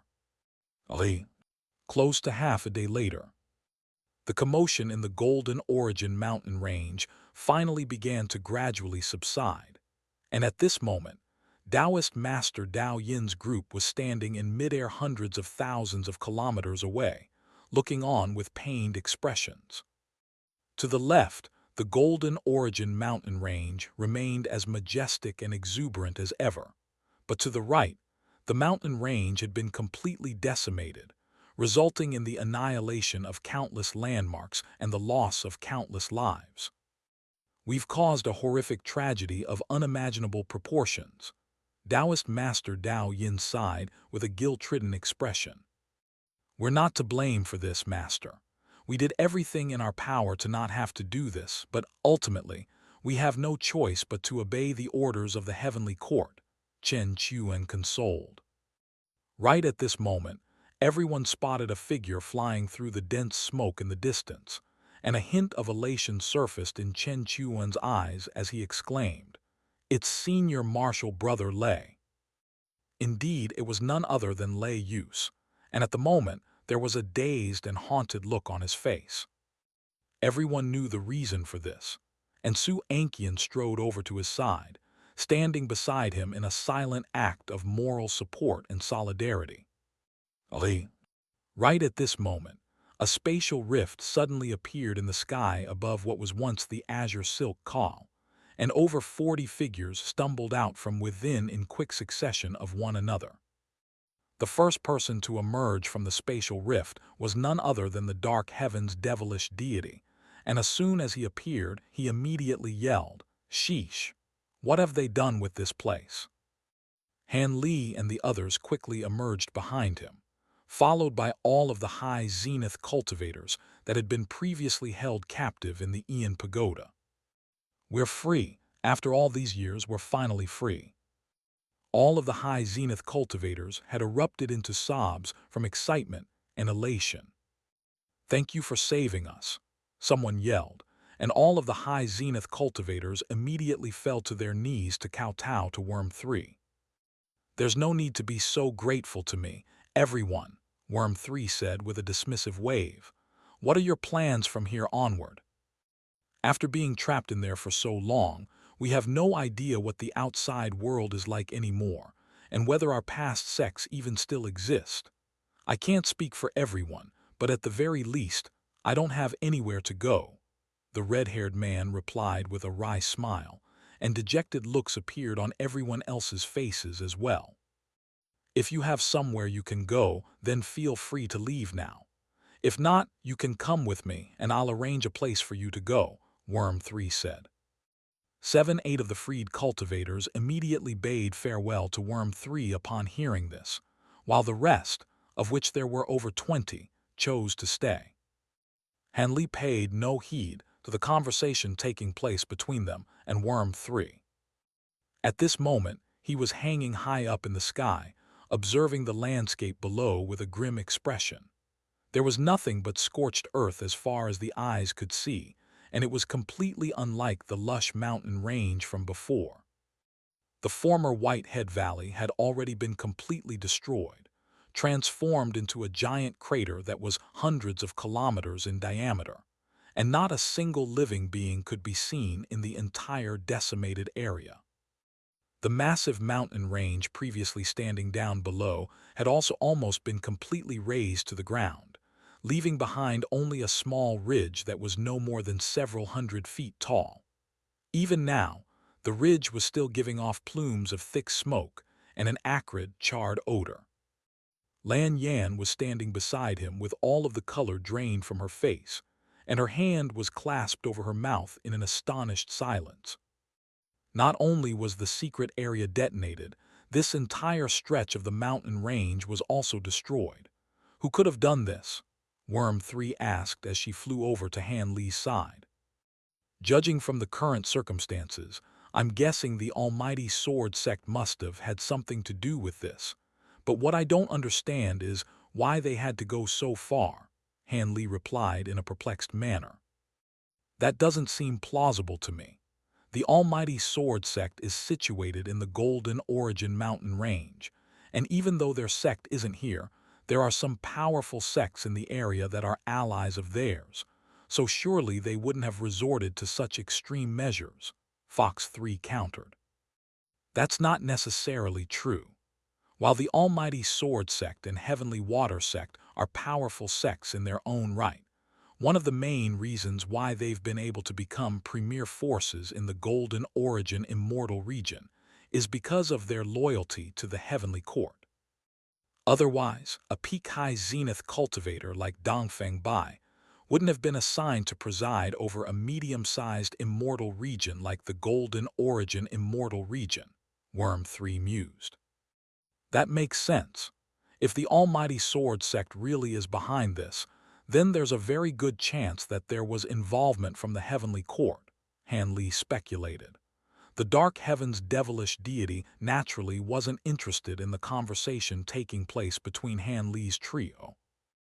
At the moment, he was inspecting his surroundings in an excited manner, and all of a sudden, he crouched down in front of the crater as a contemplative look appeared on his face, then swooped down into the center of the crater. There was a series of molten fireballs the size of houses situated on the ground there, and the Dark Heaven's devilish deity seemed to be very interested in them, circling around them while reaching out as if to warm his hands. Right at this moment, a burst of spatial fluctuations erupted out of the nearby space, and 3 more figures stumbled out of thin air. Having just endured a grueling battle, Han Li and the others were still quite tense and alert, and they immediately prepared for battle at the sight of this unfamiliar trio. The three of them seemed to be very apprehensive as well, and they were led by an elderly man with azure scales all over his body, giving off bursts of bone-chilling glacial chi. He was accompanied by a tall man with dark green skin that was withered like tree bark, and he hurriedly darted away to the side, seemingly very fearful of this glacial chi. At the same time, countless green roots emerged from his body in the blink of an eye before plunging into the charred soil below. The final figure to round out the trio was a gray-robed elderly man who was far closer to a normal human in appearance compared with his two companions. He stood on the spot with one hand clasped behind his back, and waves of golden ripples were surging out of his robes. Right as a battle was about to commence, Liu Zizai suddenly called out, "Hua Yangzi, is that you, fellow Taoist Hua Yangzi?" Everyone faltered slightly upon hearing this, and the gray-robed elderly man's brows furrowed slightly as he directed his gaze to Liu Zizai, upon which a surprised look appeared on his face as exclaimed, "Fellow Taoist Liu." "That's right, it's me. I didn't think we would be reunited here after all this time," Liu Zizai said with a wry smile. "Indeed, fate is truly a cruel mistress," Hua Yangzi sighed with a shake of his head. "Don't be alarmed, everyone. Fellow Taoist Hua Yangzi is an acquaintance of mine, not an enemy," Liu Zizai reassured, and Hua Yangzi also gestured for his two companions to stand down. With that, the tension in the air was lifted, and everyone gathered together in a loose circle. "Back when you went missing in the Ink Sea Immortal region, I went there to search for you, but even after several centuries of searching, the only lead that I could dig up was that you had gone to explore a deep-sea secret region in the Forgotten Sea. After that, no one heard from you again. What happened all those years ago?" Liu Zizai asked. "Back then, I was invited by an old friend from the Ink Sea Immortal Palace to explore a secret area deep within the Crimson Worm Trench.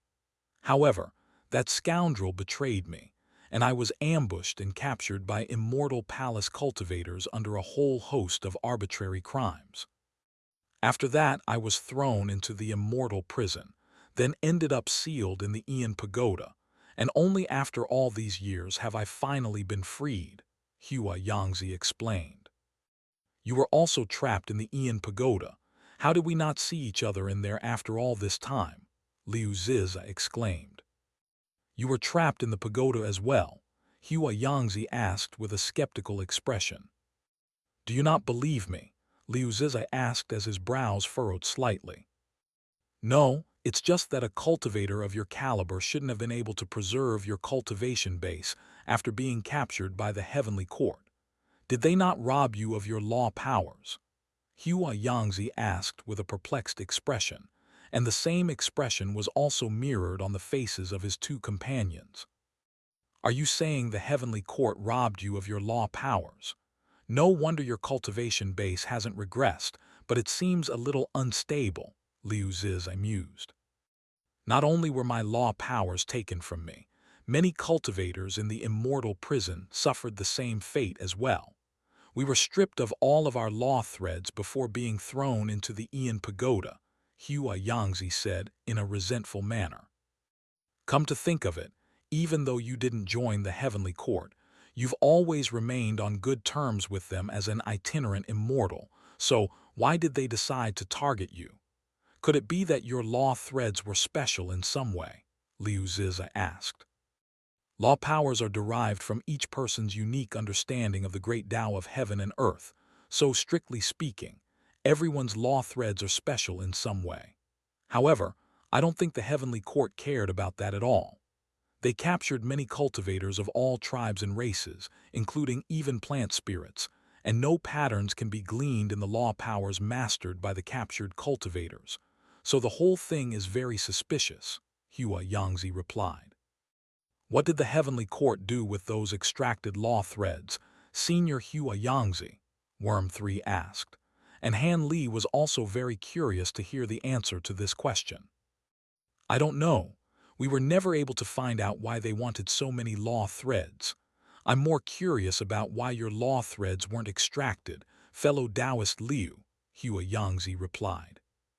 I'm not sure. All I recall is that I wasn't in the Immortal prison for very long before I was coaxed by Tai Sui into the Ian Pagoda.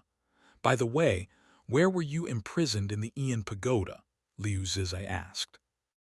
I was imprisoned in the 7th level of the Ian Pagoda along with many other cultivators, but we were all sealed away underground in a state of semi-hibernation. I can't recall exactly when it was, but some number of years ago, the restrictive forces in the pagoda suddenly began to loosen, and we attempted to slowly recover our law powers, but we were unable to move freely, Hua Yangzi replied. I see. I was imprisoned on the 5th level, so it's no wonder that we never saw each other in the pagoda. If we hadn't been freed, we would have never known that we were so close to each other, Liu Zizai mused. Han Li's expression remained largely unchanged as he listened to the ongoing conversation, but internally, his mind was racing. The Heavenly Court was the most authoritative power in the entire true immortal realm, and its primary objective was to maintain peace and order across the realm, so it shouldn't have been doing anything too out of line. However, if Hua Yangzi were telling the truth, then the Heavenly Court had to have been planning something massive and potentially sinister. Unfortunately, there were too few lades for him to make any good guesses on what they were attempting to do. After some contemplation, Han Li proposed, "Pardon my interjection, but I think we should focus on leaving this place as soon as possible. Everything else can be discussed after that." I agree. Given what's just happened here, I'm sure the Heavenly Court will be sending people to clean up the mess very soon, so we should leave this place right away, Worm 3 seconded with a nod. Do you have any future plans, fellow Taoist? Liu Zizai asked as he turned to Hua Yangzi. At this point, there's nothing that I'm too afraid to say anymore. Before my incarceration, the Reincarnation Palace tried to recruit me, but I refused for fear of pitting myself against the Heavenly Court. Right now, I have nowhere to go, and I wonder if the Reincarnation Palace is still willing to take me, or if the Reincarnation Palace still even exists, for that matter, Hua Yangzi sighed. If you want to join the Reincarnation Palace, I can perhaps have that arranged, Senior, Worm 3 said with a smile. All of the High Zenith cultivators who were originally planning to follow Worm 3 were slightly alarmed to hear this, with some of them displaying some concern at her implied affiliation with the Reincarnation Palace. Does that mean you're a member of the Reincarnation Palace? Hua Yangzi asked in a surprised manner.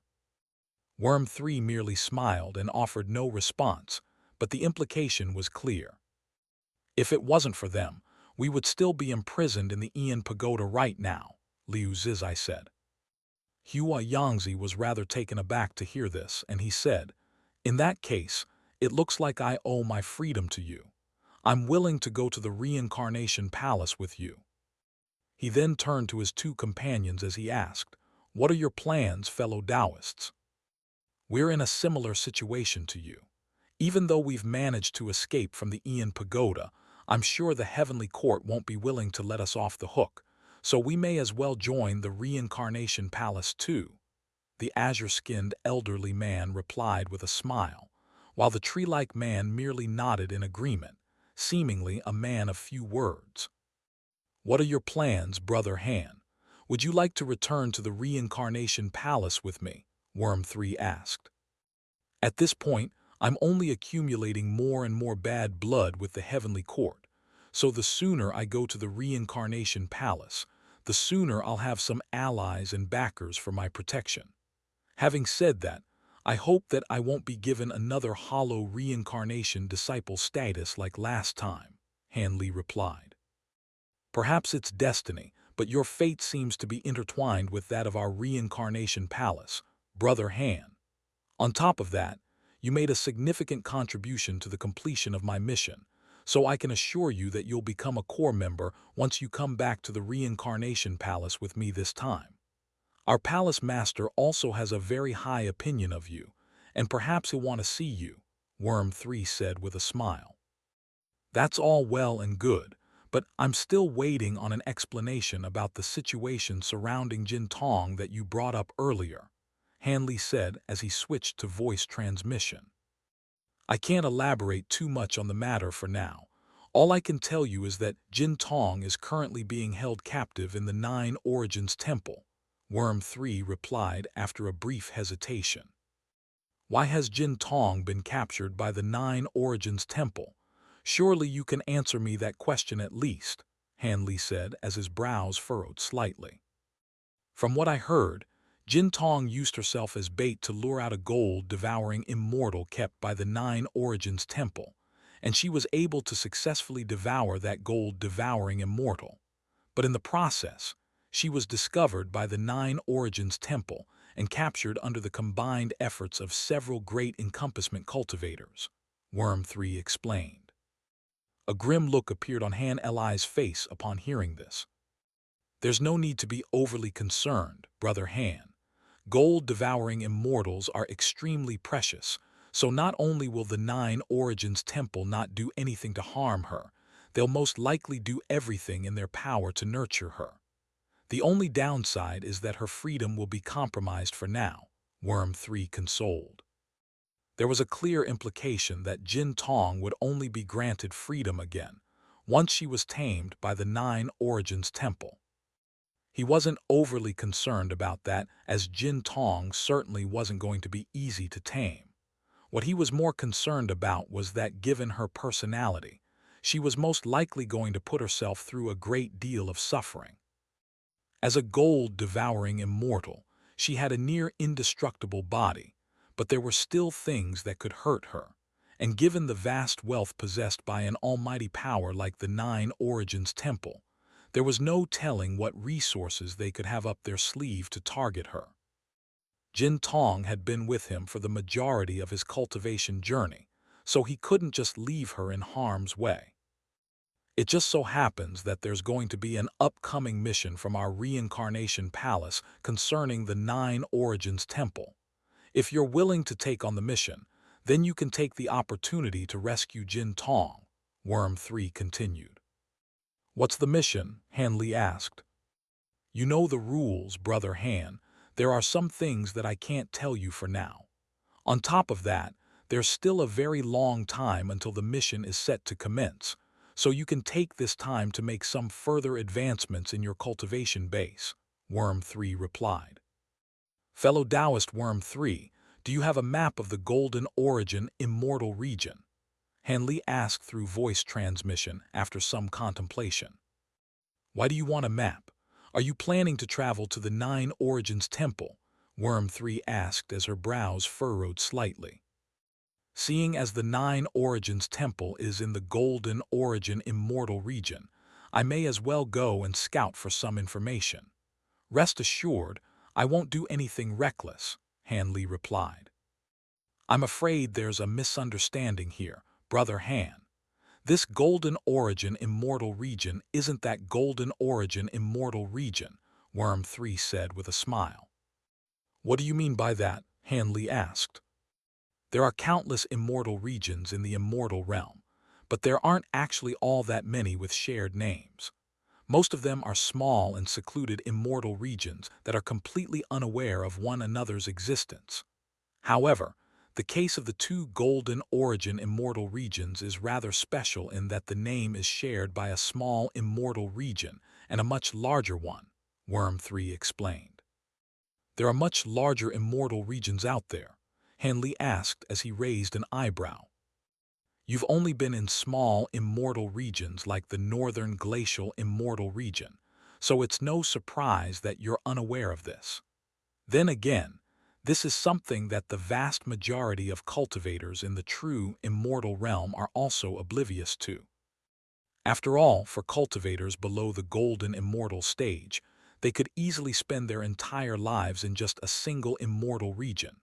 In total, there are 36 large immortal regions, 500 medium regions, and 3,000 small regions.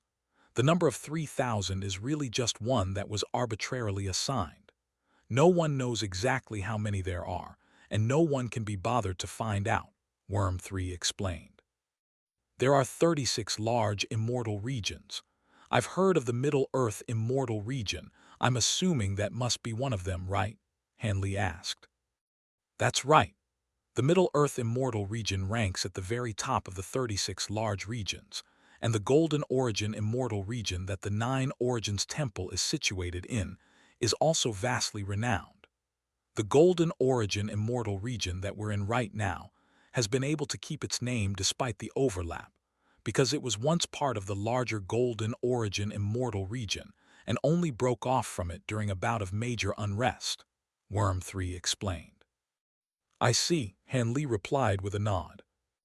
Right at this moment, Worm 3's gaze suddenly flicked to Lan Yan, and a look of killing intent surfaced in her eyes as she abruptly lashed out like lightning, thrusting a palm toward Lan Yan's chest.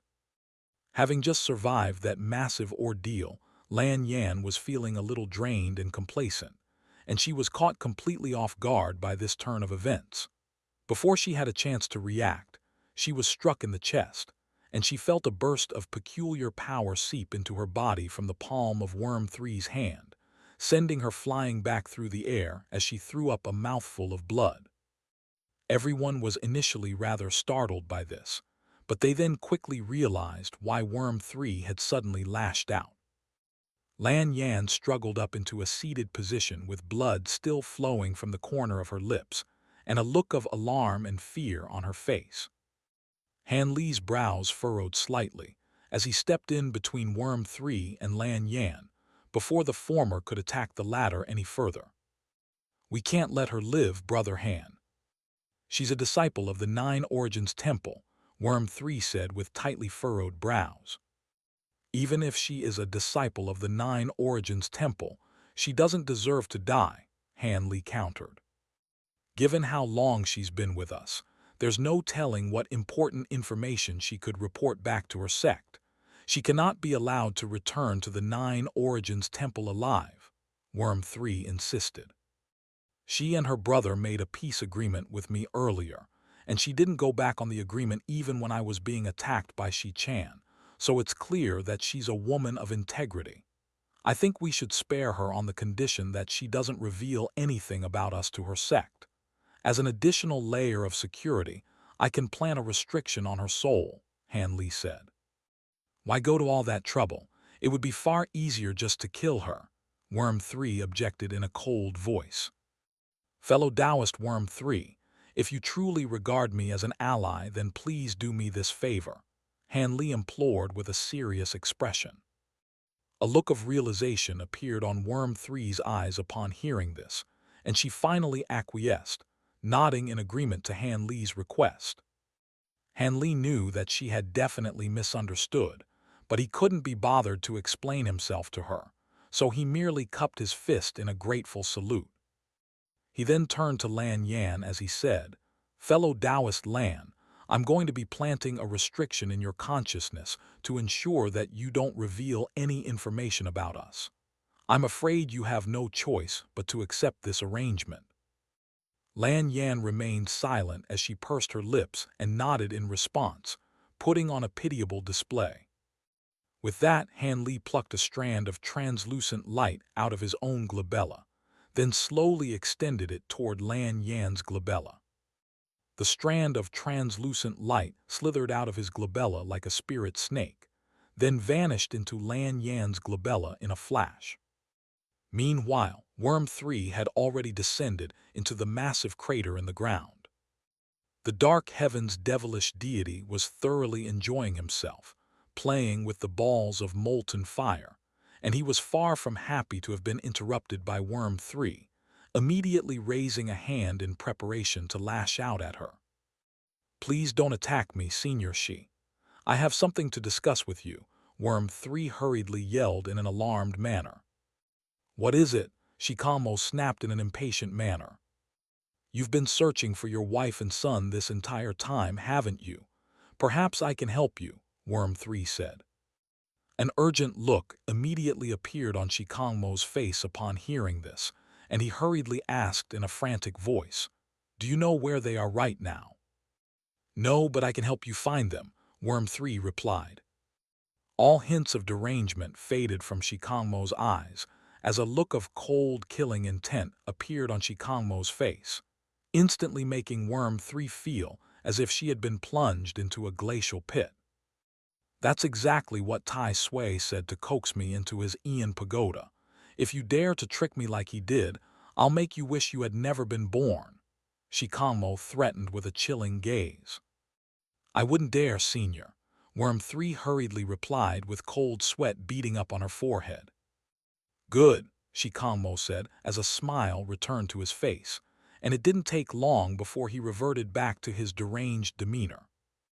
Would you like to return to the Reincarnation Palace with me, Senior? Worm 3 asked in a hopeful manner. Yes, yes, take me to my wife and son, Shikangmo replied with a smile. The two of them returned to the surface together, where they were approached by Liu Zizai, who said to Worm 3, I would love to also return to the Reincarnation Palace, but before that, I'm afraid there are some matters that I must attend to. Are you returning to the primordial land with Fox 3? Worm 3 asked. That's right, Liu Zizai replied with a nod. That's not a problem then.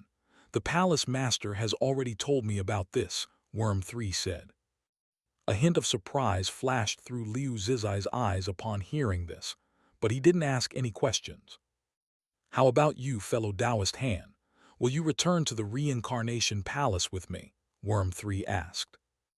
I'll pass for now as I still have some other matters to attend to. However, as I stated earlier, I'm willing to join the Reincarnation Palace and take part in the mission that you mentioned earlier, Han Li replied with a smile. Worm 3's brows furrowed slightly upon hearing this, but she quickly accepted this outcome as she said, In that case, I wish you the best of luck, fellow Taoist Han. I'm sure we'll meet again soon. After everyone had a chance to say their goodbyes, Worm 3 departed with the Dark Heaven's devilish deity, Hua Yangzi, and the others. Liu Zizai seemed to be discussing something with Fox 3 and Lekima, while Han Li turned to Ellen as he asked, What are your plans, fellow Taoist? Are you planning to accompany me? That was my original plan, but I may have to change my mind now, Glyn replied with a smile. Oh, why is that? Han Li asked as he raised an eyebrow. Given what's happened here and your previous exploits in the Golden Origin Immortal Palace, you must be an extremely renowned figure in the Heavenly Court by now, so it would be unwise for me to accompany you on your travels, Glyn explained. I suppose that makes sense, Han Li replied with a nod. In reality, Han Li also had his reservations about Glyn, so parting ways here suited him just fine. In that case, let's part ways here, fellow Taoist. May we meet again, Han Li said as he cupped his fist in a parting salute. Glyn returned the salute, then flew away as a streak of golden light. Following his departure, Han Li turned to Lan Yan as he asked through voice transmission, Fellow Taoist Lan, you're going to return to the Nine Origins Temple, right? Lan Yan nodded in response. In that case, I'll have to trouble you to serve as my guide. I'm also planning to travel to the greater Golden Origin Immortal region, Han Li said. Why are you traveling to the greater Golden Origin Immortal region, fellow Taoist Han? Are you not aware that you're being hunted by the Heavenly Court right now? Lan Yan asked with a puzzled expression. That's precisely why I'm going. There's no way that the Heavenly Court could possibly anticipate this. Isn't it always said that the most dangerous is often the safest place to be? Han Li replied with a smile. Lan Yan knew that Han Li was only saying this to placate her in order to hide his true objective, but she knew not to pry into his private matters. Right at this moment, Lekima suddenly trotted over to Han Li, then said, I've been quite impressed with you, kid. Would you like to consider returning to the primordial land with me? I'm honored that you think so highly of me, but I still have some matters to attend to, so I'll have to turn down your kind offer, Han Li replied with a smile. All right, you can have this then. If you need anything from me, feel free to come find me in the primordial land, Lekema said as he released a streak of white light with a raise of his hoof. Hanli caught the streak of white light to discover that it was a palm-sized scale with layers of rippling patterns over its surface, giving off a fierce, primordial aura. "You have my thanks," Hanli said as he stowed the scale away, following which he bade farewell to Fox 3 and the others before departing with Lan Yan. After Han Li and Lan Yan had completely vanished into the distant sky, Lekema suddenly rose up onto his hind legs, following which countless white air currents were conjured up around his entire body. Fox 3 looked on with an intrigued and puzzled expression as Lekema gradually took on a human form, and the white air currents faded away to reveal a handsome and refined middle-aged man dressed in a white robe. Liu Zizai extended a respectful bow as he cupped his fist in a salute and said, "Please pardon me for my earlier transgressions, young master." Lekema hurriedly strode over to Liu Zizai to help him into an upright position as he replied, "What transgressions do you speak of, Uncle Liu? I was the one who instructed you to do so all of this." "What's going on?" Fox 3 asked with a dazed expression. "Let's go, I'll explain to you on the way," Lekema said with a smile, then swept a sleeve through the air to release a white, three-story Laochuan that displayed exceptional craftsmanship and extravagant opulence. The three of them flew onto the Laochuan, and gusts of white wind rose up beneath it, carrying it up into the air before propelling it into the distant sky, where it quickly vanished out of sight. Over 3 years flew by in a flash. On this day, a dark red spirit boat was flying through the air over a vast river, running along the northern border of the Golden Origin mountain range. While it was technically a spirit boat, it was a very large one that had 2 levels, and at this moment, Worm 3 was standing behind the railing on the 2nd level of the boat in an azure dress, looking out into the distance. After peering into the distance for some time, Worm 3 said, "Senior Hua Yangzi, now that we've left the Golden Origin mountain range, I'll be going into seclusion for some time, so I'm going to need you to pilot the spirit boat from now." "You can count on me, fellow Taoist Worm 3, Hua Yangzi immediately replied, and Worm 3 cupped her fist in a grateful salute before making her way into the pavilion on the 2nd level. From there, she made a hand seal before pointing a finger upward, and a streak of dark red light immediately shot out of her fingertip before fusing into a dark red badge that was hovering above her head. The badge instantly began to revolve on the spot, releasing a light barrier that gradually encompassed the entire pavilion, isolating all of the auras within. Worm 3 sat down with her legs crossed, then made a peculiar hand seal as she began to chant an incantation. Immediately thereafter, a series of complex runes lit up over her body before roaming through the surrounding air like red silk ribbons, and at the same time, a layer of hazy light emerged around her. It was as if layers upon layers of illusory shadows had appeared around her body, giving her an indistinct appearance. Right at this moment, a burst of red light flashed through her eyes, which then instantly became completely empty and glazed over, as if the soul had been sucked out of her body, leaving her as nothing more than an empty husk. Her eyelids then slid shut as her vision faded into black. As she reopened her eyes, she found herself in a murky gray space that was completely empty aside from a series of long, winding rivers. She was hovering in midair as if she possessed an illusory body, and she was able to propel herself forward by stroking her hands through the air like oars, casually traveling over a dark red river in the upstream direction. There were a total of 5 rivers neighboring this one, all of which were different in color and appearance. Some contained turbulent, rushing water, while others were much more slow and placid. One of them, a silver river, was flowing in a slow and stable manner, and there were countless water droplet-shaped balls of light flowing through it, all of which seemed to have images flashing inside. Worm 3 didn't dare to allow her gaze to linger on any of those balls of light. Otherwise, she would be sucked into that river against her will. After flying upstream for an indeterminate period of time, all of the rivers finally began to gradually taper down to a single point of origin in the form of a river that acted as the source for all of the others. It was unclear where this river originated from, and its water was a murky yellow color, while a dark red stone arch bridge had been constructed over it. The surface of the bridge was smooth and seamless, giving it the appearance of a crystalline platform, and as the river flowed past under the bridge, it automatically split up into 6 different streams that extended in different directions. All of a sudden, Worm 3's brows furrowed slightly as she took a glance under the bridge. She had unwittingly discovered a woman in black seated on the riverbank under the bridge with her fair and delicate feet, submerged in the dark red river that had only just split off from the original yellow river. The woman had her back facing Worm 3, so she wasn't able to see her face.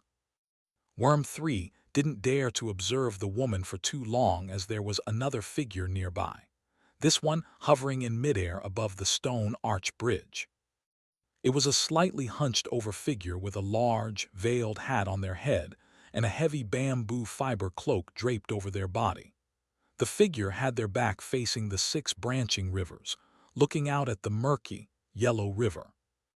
The figure was also holding an azure bamboo pole that was riddled with white spots, and attached to the head of the pole was a translucent, dark red line that trailed down into the water like a fishing line. Worm 3 flew over to the bridge, but was unable to descend onto it and continued to hover in midair. Gan Jiuzhen pays her respects to the palace master, Worm 3 greeted as she extended a respectful salute. The cloaked figure was none other than the palace master of the reincarnation palace. Has everything already been taken care of? That went a lot quicker than I expected. Tell me what happened, the palace master said as he continued to look out over the yellow river. With that, Worm 3 delivered a recount of her journey through the Ian Pagoda. After hearing her story, the palace was silent for a moment, then said, "Make sure to keep a close eye on Shikangmo." "Are you of the opinion that he's feigning his insanity, Palace Master?" Worm 3 asked. "That doesn't matter as long as he doesn't turn on us. Make sure to follow through on your promise of helping him find his wife and son, and for that purpose, you can draw upon all of the resources of our reincarnation palace," the Palace Master replied, and Worm 3 gave an affirmative response. "Seeing as you've recovered that thing, we can set many of our plans into motion now. This should be enough to keep the heavenly court busy for quite some time," the Palace Master continued. "I'll get started on that once I'm back," Worm 3 said. After that, both of them were silent for a long while before the Palace Master suddenly asked, "What do you think of Han Li? I don't want to hear an objective assessment. I want to hear what you think about him." "I've worked with him on several occasions now, and I think he possesses exceptional powers, potential, and mental qualities. He will surely be of great use to our reincarnation palace, and I hope that he can be included in the upcoming mission," Worm 3 replied. "I'll leave that to you," the Palace Master said, and Worm 3 gave an affirmative response. "You must have expended quite a few law threads to come and see me, so you can have these as compensation," the Palace Master said as he flicked his fishing rod upward, and the dark red line instantly flew up into the air with a ball of dark red light attached to its end. The Palace Master grabbed onto the ball of light, then massaged it into a dark red bead before flicking it toward Worm 3, sending it flying straight into her glabella. Worm 3 was instantly sent flying back like a falling leaf in a fierce gust of wind, and her vision also turned dark. In the second-floor pavilion of the spirit boat, Worm 3's eyes abruptly sprang open, and her entire body was drenched in sweat as she began gasping for air. After taking a moment to compose herself, she raised a hand to massage her own glabella, which was feeling a little swollen and sore. However, there was also a cool and refreshing sensation emanating from there alongside traces of reincarnation law power fluctuations, much to her elation. At the same time, she couldn't help but think back to the woman seated on the riverbank. Who was that, and how is she related to the palace master? Meanwhile, a dark green flying boat was racing through the air elsewhere in the Golden Origin Immortal region. The flying boat resembled a dark green dragon that was soaring through the heavens, and it was incredibly fast, covering tens of thousands of kilometers in the blink of an eye. Han Li and Lan Yan were seated in the flying boat, but both of them had adopted disguises. This ink dragon flying boat was something that Han Li had found from Shi Chan's storage treasure. Shi Chan had detonated her own Toad Moon jewel back in the Ian Pagoda, but Han Li was able to claim her storage treasure just in the nick of time. The flying boat was a 6th-tier wood and wind dual-attribute immortal treasure, and not only was it incredibly fast, it was also far better at concealing itself than all of Han Li's previous flying boats. Lan Yan was piloting the flying boat, and Han Li had restrictions planted in her body that allowed him to detect her every move, so he wasn't concerned about any foul play on her part. At this moment, he was seated with his legs crossed at the rear end of the boat, and time law powers were surging over his body alongside a layer of rippling, golden light. After 3 years of recuperation, he had recovered close to half of his time law powers, and that instilled him with a great deal of reassurance. At this moment, he was holding several jade slips, the contents of which he was inspecting with his spiritual sense, and some time later, he withdrew his spiritual sense from them as a grim look appeared on his face. These jade slips contained information pertaining to the greater Golden Origin Immortal region and the 9 Origins Temple, and he had obtained them through the Reincarnation Palace. He had managed to gather a lot of information about the Golden Origin Immortal region, but the 9 Origins Temple was extremely secretive, so despite his best efforts, he was only able to find some trivial information about the organization. "Can I ask you some questions, fellow Taoist Lan Yan?" Han Li called out. Lan Yan immediately strode over to him in an obedient manner as she asked, "What would you like to know, fellow Taoist Han?" Along this entire journey, Lan Yan had been extremely obedient, following Han Li's instructions to a T. "I want to ask you some questions about the 9 Origins Temple," Han Li declared in a direct and straightforward manner. Lan Yan's expression changed slightly upon hearing this, following which she said, "Go ahead, fellow Taoist Han, I'll tell you everything that I know." Han Li raised an eyebrow upon hearing this. "According to my knowledge, members of the 9 Origins Temple who reveal its secrets to outsiders are severely punished if caught. Is that not something you're afraid of? You're far more powerful than I am, so even if I refuse to tell you anything, I'm sure you can find out what you want from me by force anyway. Hence, I may as well cooperate. All that I ask is that you don't tell anyone where you received this information from," Lan Yan replied. "You and your senior martial brother really do think alike. Rest assured, fellow Taoist Lan, I won't expose you as long as you answer my questions to the best of your abilities," Han Li promised. A hint of sorrow flashed through Lan Yan's eyes at the mention of Lan Yuanzi, but she then immediately concealed it as she gave Han Li a grateful nod. "How many Tao ancestors are there in your 9 Origins Temple?" Han Li asked. "Tao ancestors are extremely rare. Our 9 Origins Temple may be a very powerful sect, but it only has a single Tao ancestor, and that's our founder," Lan Yan replied. "What about great encompassment cultivators?" Han Li asked.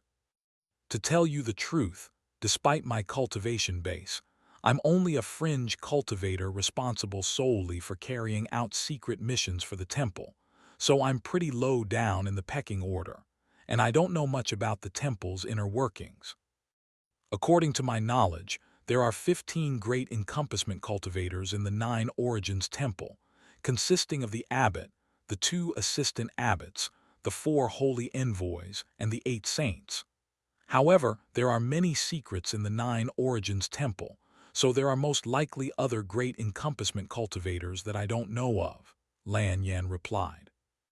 Han Li couldn't help but be alarmed upon hearing this. With so many great encompassment cultivators in the 9 Origins Temple, it was no wonder that Worm 3 had encouraged him to make some advancements in his cultivation base. Given his current powers, venturing into the 9 Origins Temple to try and rescue Jin Tong would be a complete suicide mission. You were sent after me by Immortal Lord Miao Fa, right? What is her cultivation base and status in the temple? Han Li asked. Immortal Lord Miao Fa is one of our temple's 4 holy envoys, and she's a mid-great encompassment cultivator, Lan Yan replied. Han Li's pupils contracted slightly upon hearing this. After reaching the great encompassment stage, each successive cultivation rank attained amounted to an unfathomable advancement in power. With all of the trump cards up his sleeve, Han Li was confident in his ability to oppose an early great encompassment cultivator, but he was most definitely no match for a mid-great encompassment cultivator. After that, he asked Lan Yan some more questions, all of which she answered in great detail, giving him a rough understanding of the 9 Origins Temple, and the more he learned, the more deflated he felt. The 9 Origins Temple was far more powerful than he had imagined. It was a true monolith that completely dwarfed all of the immortal palaces that he had come into contact with in the past, and rescuing Jin Tong on his own was going to be an impossible task. However, he was determined to save her no matter what. After asking all of the questions that he could think of, Han Li dismissed Lan Yan, then continued to cultivate. Li, Middle-earth Immortal Region, Heavenly Court. There were countless, enormous, immortal mountains dotting the landscape, stretching as far as the eyes could see, and almost every single one of them was home to one or several heavenly palaces. The mountains were connected by rainbow-like immortal bridges, and ethereal clouds of different colors were hovering in the air between the palaces. Radiant light of all types of different colors were emanating from these mountains and palaces, completely outshining the natural light in the sky, and it was as if this was the only place under the heavens that was completely devoid of darkness. Somewhere in the heavenly court, there was a blanket of dense, white clouds in the sky that were constantly morphing into different forms. At times, it would take on the form of a flight of majestic dragons, and at other times, it would shapeshift into a mighty stampede of horses, or a vast and turbulent white sea. Perched on top of the clouds was an enormous palace the size of a city. The palace was a pristine white color, and it was etched with countless large runes, while more runes were drifting through the air around the palace. There were many guards clad in suits of white armor stationed in the surrounding area, and the bodies of all of these guards were also formed by white clouds. Every single one of them was giving off formidable auras comparable to high zenith cultivators, and the weapons that they were wielding were all graded immortal treasures. The gates of the palace were thousands of feet tall, and hanging above it was a golden plaque that carried the words White Cloud Dao Palace, in sprightly and ethereal characters that looked as if they could fly out from the plaque at any moment. The main seat on an elevated platform in the palace was occupied by a white figure with a rather indistinct body that made them appear as if they were situated deep within a boundless expanse of ethereal space. A burst of almighty pressure close to that of the heavenly Tao was emanating from the white figure's body, and it felt as if everything in the palace, including even time and space, were completely under their control. Standing in the palace before the white figure was another figure formed by golden flames, and it was none other than Chi Mozi. In the end, I heard that the Almighty Sword Sect detonated the entire Tai Sui Immortal Manor, so there shouldn't have been any survivors. However, Han Li, Liu Zizai, and the others are quite powerful in their own right, and they also had a peak great encompassment cultivator like Shikangmo on their side, so perhaps they were somehow able to escape alive.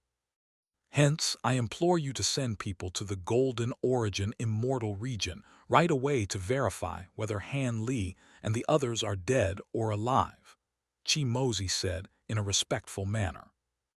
I've already received a report from the Almighty Sword Sect, but you've provided some useful details that weren't very clearly elaborated on in their report. You were saying that you were swept into the Tai Sui Immortal Manor by chance. Is that right? The white figure asked. That's right. I was pursuing Han Li in order to retrieve the heaven-controlling vial, and in the process, I just so happened to stumble upon the Tai Sui Immortal Manor. As for why the Tai Sui Immortal Manor appeared in the lesser Golden Origin Immortal region, and why there were so many prisoners inside, I'm afraid I do not know. Regarding Tai Sui, don't go asking questions about Tai Sui. The white figure suddenly interjected to cut Chi Mozi off. My sincerest apologies. Chi Mozi hurriedly apologized in a fearful manner. You just said that Han Li is only at the late high zenith stage right now. So why is it that you were unable to recover the heaven-controlling vial from him? The white figure asked. Han Li may only be at the late high zenith stage at the moment, but he's cultivating the Great Five Elemental Illusion Mantra, which completely dominates the time-severing flowing fire tone. On top of that, he's also mastered the Five Elemental Illusory World ability, and he had the assistance of several other powerful cultivators who were also in the Ian Pagoda at the time. Not only was I not able to recover the heaven-controlling vial, my physical body was destroyed in the process, Chi Mozi explained with a pained expression. Were they really too powerful, or did you miss the best opportunity to strike because your own selfish desires got in the way? According to my knowledge, you've been searching for the Great Five Elemental Illusion Mantra for a very long time, and you even sent out your own disciple some time ago for this purpose, the white figure said, and the air temperature in the palace abruptly plummeted as they spoke. Chi Mozi's expression changed drastically upon hearing this, and he fell to his knees with a horrified expression as he implored, "Please forgive me. I'll admit that I did indeed want to obtain the Great Five Elemental Illusion Mantra from Han Li, but I wouldn't dare to let that get in the way of carrying out your orders. I really did only fail in my mission because the enemy was too powerful." The white figure remained silent, allowing the pressure in the palace to steadily build, and Chi Mozi was becoming more and more fearful by the second as his fiery body began to tremble. After a long silence, the pressure in the palace gradually began to dissipate as the white figure relented. "I suppose it was always going to be difficult for you, given Shikangmo was also there. However, the heaven-controlling vial is an item of the utmost importance, and it must be recovered. At the moment, the Heavenly Court can't spare many people to the cause as we're preparing for the Badhai banquet. On top of that, the Golden Origin Immortal region is the territory of the Nine Origins Temple, so it'll be inappropriate to send other people there. Hence, we must continue to count on your immortal prison to recover the heaven-controlling vial, but failure will not be acceptable a second time. Do you understand?" Chi Mozi was ecstatic to hear this. As long as he was still assigned with the task of hunting for Han Li, there would still be a chance for him to claim the Great Five Elemental Illusion Mantra. With that in mind, he hurriedly replied, "Yes, I understand. I'll send out all of our immortal envoys to the Golden Origin Immortal region right away to search for Han Li, and I'll be sure to recover the heaven-controlling vial this time. There's no need to make such a big fuss about it. I'll send someone to deliver a heavenly fire holy lotus flower to you so you can reforge a new body," the white figure said. "Words cannot express my gratitude," Chi Mozi said as he extended a deep bow. "You can go now. the white figure said as they waved a dismissive hand, and Chi Mosey extended another respectful bow before turning to depart. Right at this moment, a red cloud flew over from afar, then entered the palace without any forewarning before transforming into a red-haired woman. The woman appeared to be around 20 years of age, with incredibly fair and delicate skin and facial features that looked as if they had been pulled straight out of a piece of artwork. Her proportionate, yet curvaceous body was perfectly accentuated by her tight-fitting red dress, and she was truly a stunning sight to behold. However, in spite of her breathtaking beauty, there was a completely undisguised look of arrogance on her face, giving her the appearance of an unapproachable, thorny rose. "Fancy meeting you here, Chief Warden Chi Mosey. I heard that you had suffered such a terrible defeat in your latest outing that even your physical body was destroyed, and I had thought that that was nothing more than an unsubstantiated rumor, but it appears that I was mistaken." The red-haired woman giggled with more than a hint of mockery in her voice. An enraged look flashed through Chi Mosey's eyes, but he immediately suppressed his own fury. "I pay my respects to Master Bai Yun," the red-haired woman greeted, as she turned to the white figure before extending a casual salute that was far more relaxed and carefree than the fearful display put on by Chi Mosey. "No need for formalities, Kai Meng. How was your trip to the Green Forest Immortal region?" the white figure asked, and his demeanor had warmed up significantly. "Everything went very well, and I've purchased all of the immortal fruits that you requested," the woman by the name of Kai Meng replied. "Good. Those fruits are going to be served up during the Bodhi banquet, so they must be of the highest possible quality," the white figure said. "Rest assured, Master Bai Yun, I've examined every single one of them personally to ensure their quality," Kai Meng replied. "I trust you. You must be tired from your journey to the Green Forest Immortal region. Go and have a good rest," the white figure said. "It was a fairly relaxed outing, so I'm not all that tired. While I was coming in, I heard you discussing a heaven-controlling vial with Chi Mosey. Is that the treasure that was stolen from the Nine Origins Temple all those years ago?" Kai Meng asked. Chi Mosey and Kai Meng were not on good terms with one another, so the latter was just about to leave, but he instantly stopped in his tracks upon hearing this. "That's right. Are you interested in this matter as well?" the white figure asked. "Of course. On my way back, I received a message from my grandmother telling me to ask about this," Kai Ming replied with a faint smile. "Fellow Taoist Kai Rong has already come out of seclusion?" the white figure asked in a surprised manner, while Chi Mosey shuddered involuntarily, seemingly very fearful of the woman in question. Kai Meng took a disdainful glance at Chi Mosey, then replied, "My grandmother only just came out of seclusion a few years ago, and she told me to pass on her greetings to you. I've been presiding over the official matters of the heavenly court in her absence, but my incompetence has led to many undesirable outcomes. Now that fellow Taoist Kai Rong has come out of seclusion, I can finally shed this burdensome role," the white figure said with a smile. "You're far too modest, Master Bai Yun. The heavenly court has thrived under your capable leadership, and I'm certain that no other Tao ancestor would have been able to do anywhere near as good a job as you have. My grandmother often says that you may not be the most powerful Tao ancestor, but you're certainly the most capable ruler among all of the Tao ancestors," Kai Ming said with a bright smile. "Fellow Taoist Kai Rong is far too kind in her appraisal of me." Tao ancestor Bai Yun chuckled. "Chi Mosey, why don't you tell Kai Meng about the current situation surrounding the heaven-controlling vial?" Tao ancestor Bai Yun instructed. Chi Mosey was a little hesitant to oblige, but ultimately had no choice but to acquiesce and provide Kai Meng with a detailed rundown of the situation. "This Han Li sounds like a very interesting character. He only ascended from to the true immortal realm less than 30,000 years ago, yet he's already reached the late high zenith stage," This is an unprecedented rate of progress, Kai Meng said with an intrigued expression. There's no need to be surprised, Kai Meng. The heaven-controlling vial is an unfathomably powerful treasure, so it really isn't out of the ordinary at all for him to have made such rapid progress with the vial in his possession, Tao Ancestor Bai Yun said. I see.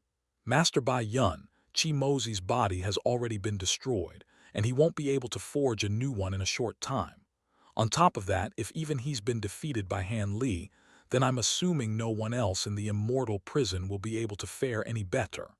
Hence, why not assign the task of capturing Han Li to me? I'll be sure to bring back both Han Li and the heaven-controlling vial, Kai Meng promised. There's no need for that, fellow Taoist Kai Meng, Chi Mozi hurriedly interjected. I failed to capture Han Li this time because I was too complacent, but I won't make the same mistake again. How are you going to complete the mission when you don't even have a physical body right now? Who knows how long it's going to take for you to reforge a body? Are you going to wait until after that before you go after Han Li again? Given how alert and cunning he is, who knows where he'll be by then? Kai Meng scoffed. Before Chi Mozi had a chance to argue any further, Tao Ancestor raised a hand to stop him. Kai Meng is right, Chi Mozi. You should stay in the heavenly court to rest and recuperate while you reforge a new body for yourself. Chi Mozi was clearly very reluctant to accept this outcome, but he had no choice but to do so. Kai Meng, I'll be assigning the task of capturing Han Li to you then. Chi Mozi has already failed once, so you must make sure that you succeed in his stead, Tao Ancestor Bai Yun said in a solemn manner. You can count on me, Master Bai Yun, Kai Meng promised with a wide smile, then flew out of the palace as a red cloud, vanishing into the distance in the blink of an eye. Chi Mozi quickly departed as well, and before long, Tao Ancestor Bai Yun was the only one left in the palace. You certainly are getting nosier by the day, fellow Taoist Kai Rong. He chuckled coldly to himself as he remained seated in his chair. Ali. Meanwhile, in a pink, semi-transparent, crystalline palace elsewhere in the heavenly court, Immortal Lord Miao Fa was seated in front of a dark red jade tablet with a dark expression, and an image of a yellow toad could be seen on the tablet. However, the tablet had already shattered into pieces, and there were two maidservants standing nearby, both of whom had fearful looks on their faces. How are Lan Yuanzi and Lan Yan's bonded tablets? Immortal Lord Miao Fa asked. Lan Yuanzi's bonded tablet has cracked open, but not fully shattered. Lan Yan's bonded tablet is completely unscathed, but we haven't been able to contact her, so she's most likely been captured by someone, one of the maidservants hurriedly answered. Immortal Lord Miao Fa's eyes narrowed slightly in silence upon hearing this. The abbot has also been made aware of this, and he's very displeased by the failure to recover the heaven-controlling vial, the other maidservant reported in a timid voice. All right, you two can go now. Immortal Lord Miao Fa dismissed as her brows furrowed slightly, and the two maidservants immediately departed. Looks like I really underestimated you, Han Li. No matter, I'll just have to come after you myself. Ali. The northwestern border of the lesser golden origin immortal region was an area with flat terrain and fertile soil, so there was far higher population density here than in the golden origin mountain range, and there were also many sects situated here as well. Beyond the northwestern border was a boundless sea that was very abundant with spiritual qi, but also extremely violent, often generating extremely destructive windstorms, and that was why this region of the sea had been named the Windstorm Sea. There was a vast abundance of all types of resources in the Windstorm Sea, which attracted countless treasure hunters, no less so than the Golden Origin mountain range. There was a massive city right next to the Windstorm Sea called Golden Void City, and it was the largest and most illustrious city in the entirety of the lesser Golden Origin immortal region. The city was thriving thanks to the countless treasure hunters who were attracted there by the windstorm sea, as well as interregion teleportation, which was connected to the greater Golden Origin Immortal region. Outside the city was a huge plaza that was several dozen kilometers in size, and it was teeming with masses of people, presenting an extremely lively and bustling sight to behold. There were streaks of light constantly flying to and away from the plaza, and right at this moment, a streak of dark green light flew over from afar, then drew to a halt above the plaza to reveal a dark green flying boat, whose passengers were none other than Han Li and Lan Yan. What a majestic view! As expected of the largest city in the lesser Golden Origin Immortal region, Han Li praised as he cast his gaze toward the almost boundless Golden Void City. It's not bad. Once we reach 9 Origin City in the greater Golden Origin Immortal region, you'll get to see what a true large city looks like, Lan Yan said with a faint smile. Is that right? I'm looking forward to it, Han Li replied in an indifferent manner, then stowed the ink dragon flying boat away before flying toward Golden Void City. There was a huge number of people entering and exiting Golden Void City every single day, and not only could they enter the city through the gates, many entrances had also been opened up in the city protection restriction above for cultivators to pass through. Han Li and Lan Yan flew into the city through one of those entrances, and the city down below was teeming with pedestrians that included both cultivators and mortals. The streets in the city were wide and tidy, and they were lined with large and opulent shops that were constructed like a series of majestic palaces, presenting a stunning sight to behold. Some of the larger shops had even been constructed in midair to resemble celestial palaces, placing them above the shops on the ground both in terms of altitude and prestige. All of these aerial shops belonged to large trading houses that were renowned across the entire Immortal realm, including 100 Creations Mountain and the vast Origin House. Under normal circumstances, perhaps Han Li would have been interested in visiting those shops to see if he could find anything that caught his eye, but given the perilous situation that Tong was in, he paid no heed to the shops as he flew directly toward the central region of the city. Before long, a golden pagoda that was hovering in midair appeared up ahead, and it was home to the interregion teleportation formation that led to the greater Golden Origin Immortal region. The gates of the pagoda were tightly shut, and in front of it was a white jade plaza that was mostly deserted. Han Li and Lan Yan descended onto the plaza, and the latter looked around with a perplexed expression as she mused, "How strange.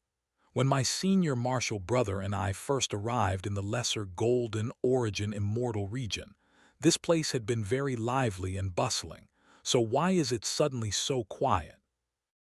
Han Li's brows also furrowed slightly, but not for the same reason as Lan Yan. Instead, it was because as soon as the two of them descended onto the plaza, several bursts of spiritual sense had immediately swept over their bodies.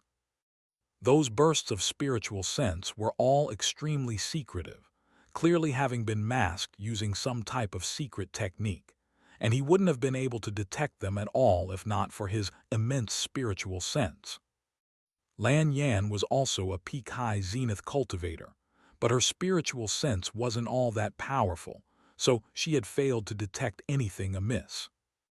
Han Li was just about to attempt to follow the bursts of spiritual sense to see who the people that were spying on him were when he suddenly stopped what he was doing and strode over to the golden pagoda up ahead. Standing on either side of the shut gates was an armor-clad guard dressed in heavenly court attire.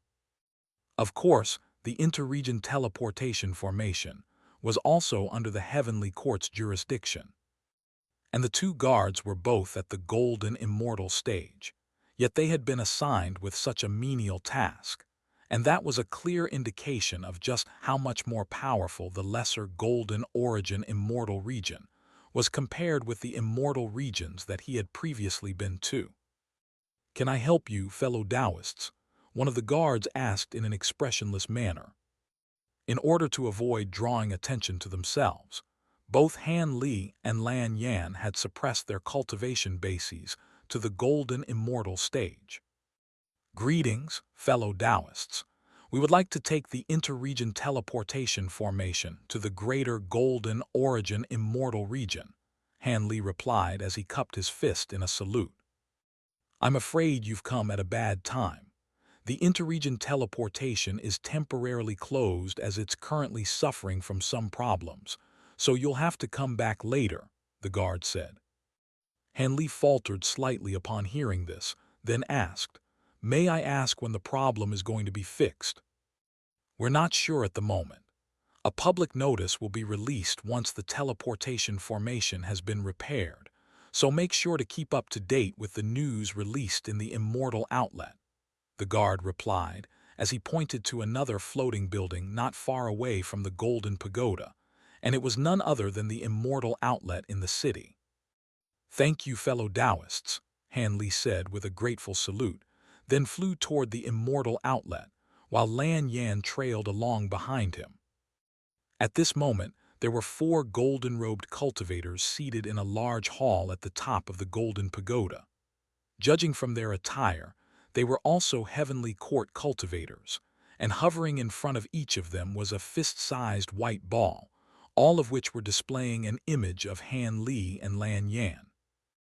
There were many people in the Immortal outlet, and the 2 of them were quickly concealed in the crowd.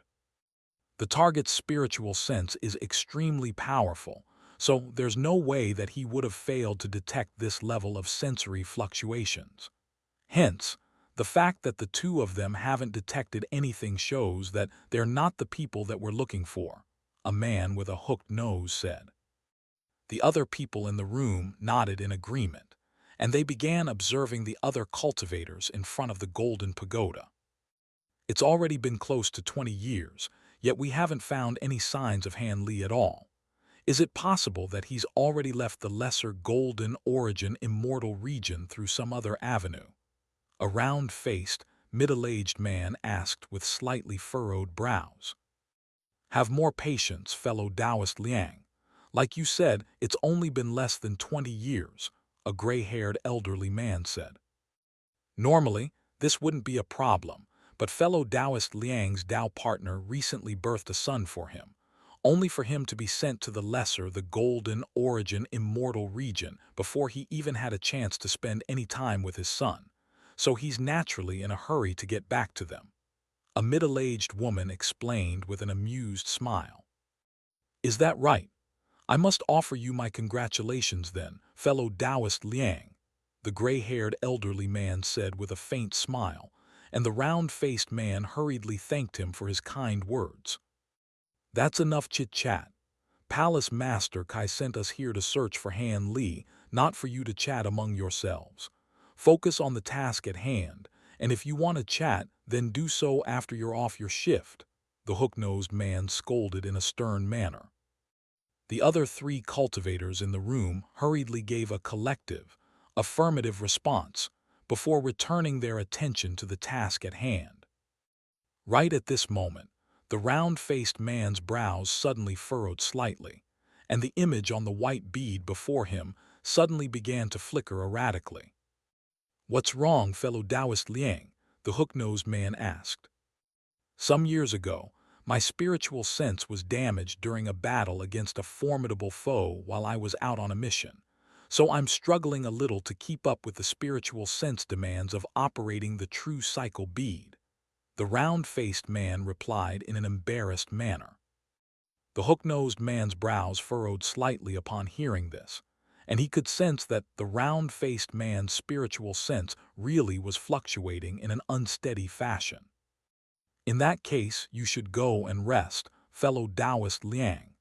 There's only half a day left of our shift anyway, so just leave the rest of the shift to the 3 of us, the gray-haired elderly man said.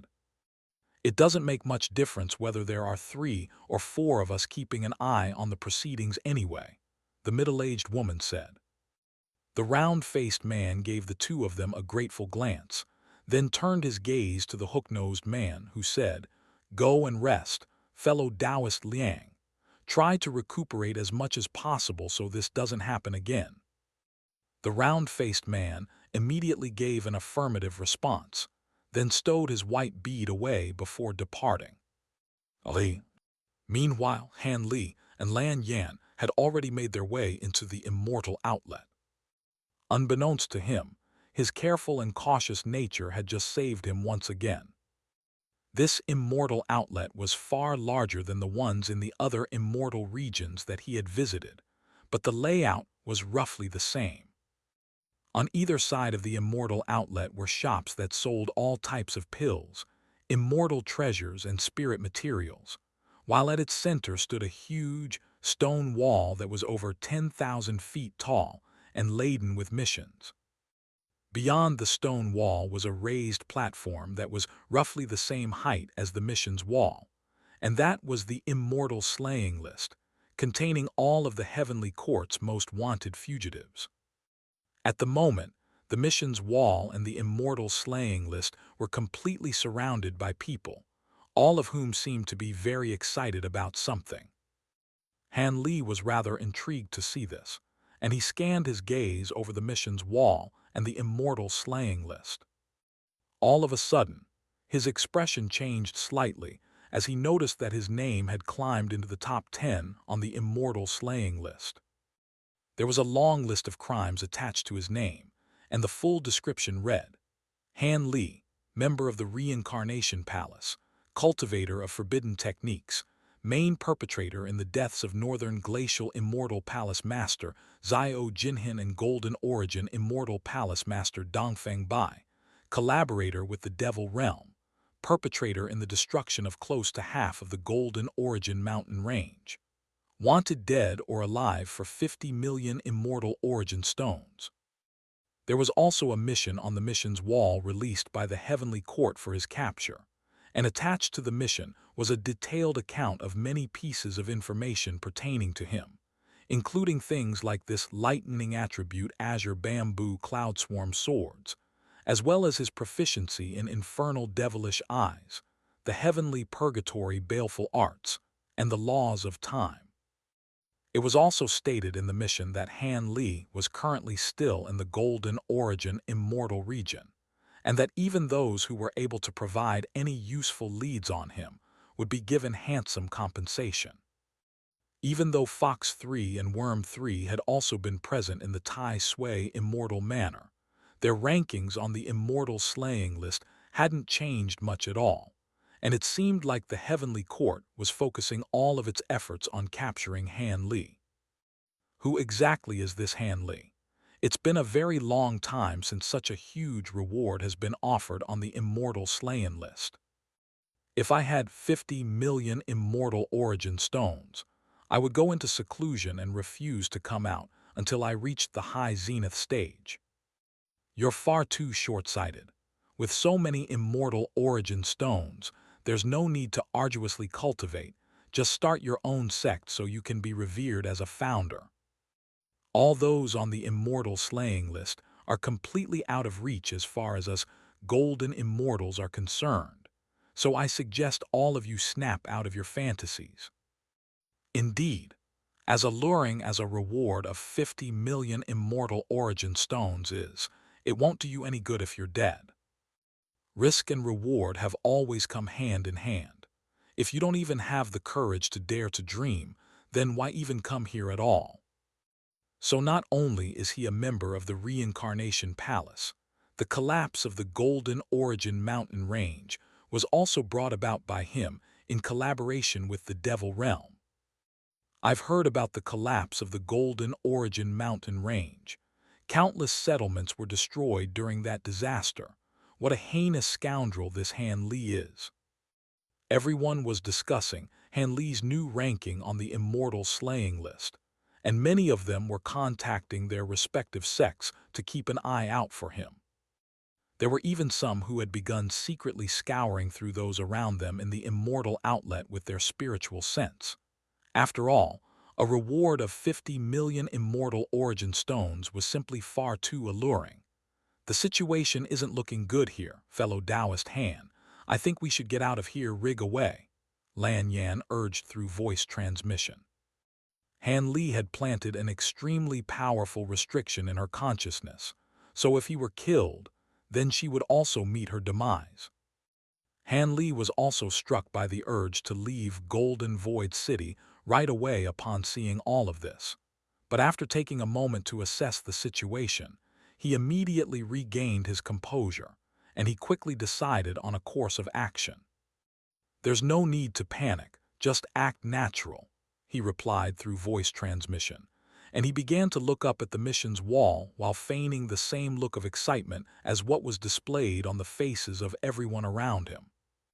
Lan Yan faltered slightly upon seeing this, and she was also instilled with a sense of calmness and reassurance, as if there were some type of soothing quality to Han Li's words.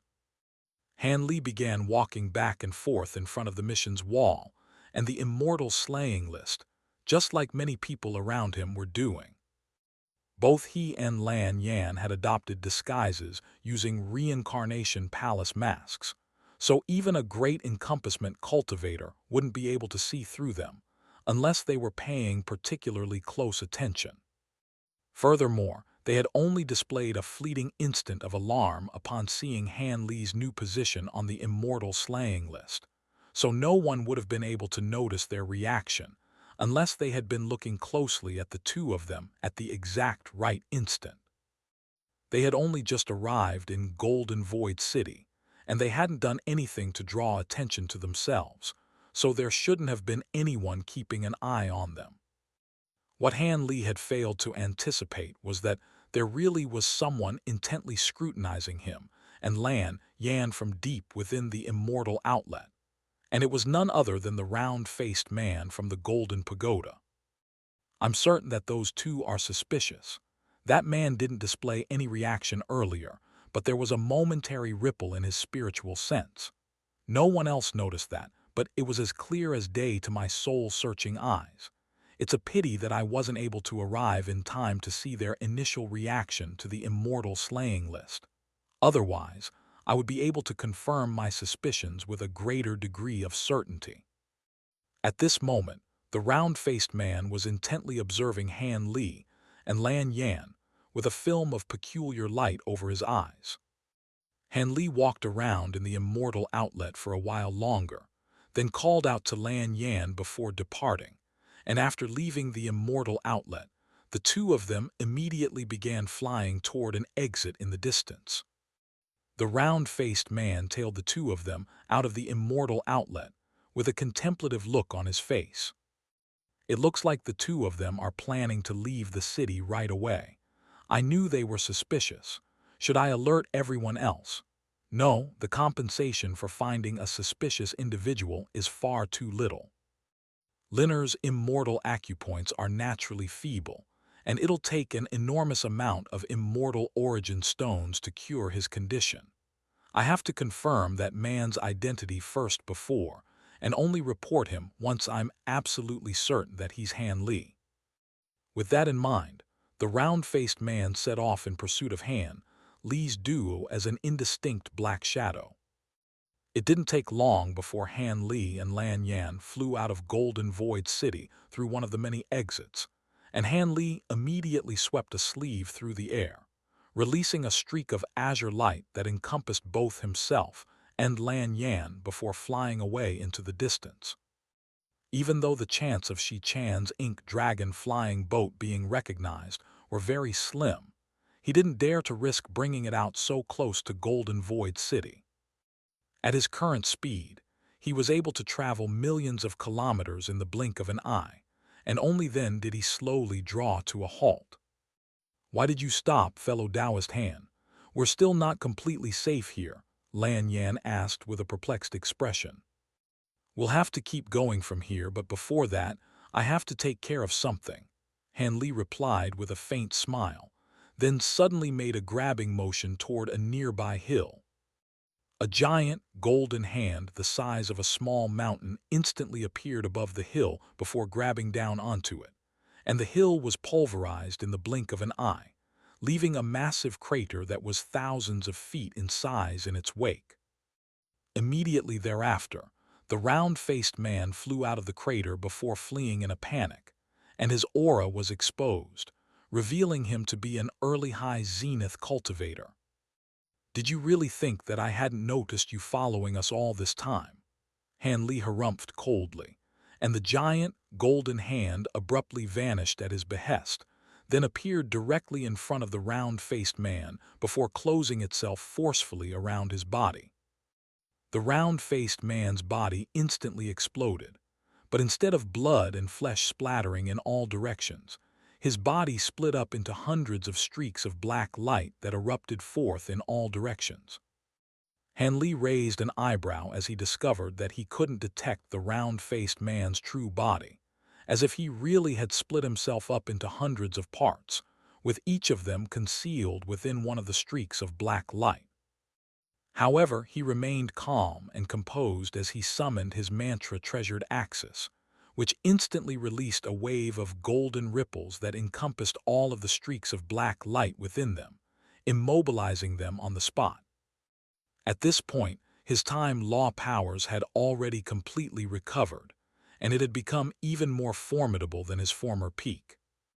He swept a sleeve through the air to release countless arcs of golden lightning, which formed a lightning cage around all of the streaks of black light, then exploded violently to instantly eradicate all of the streaks of black light trapped inside. An anguished howl rang out from within the lightning before instantly fading away into silence, while Han Li heaved an internal sigh of relief.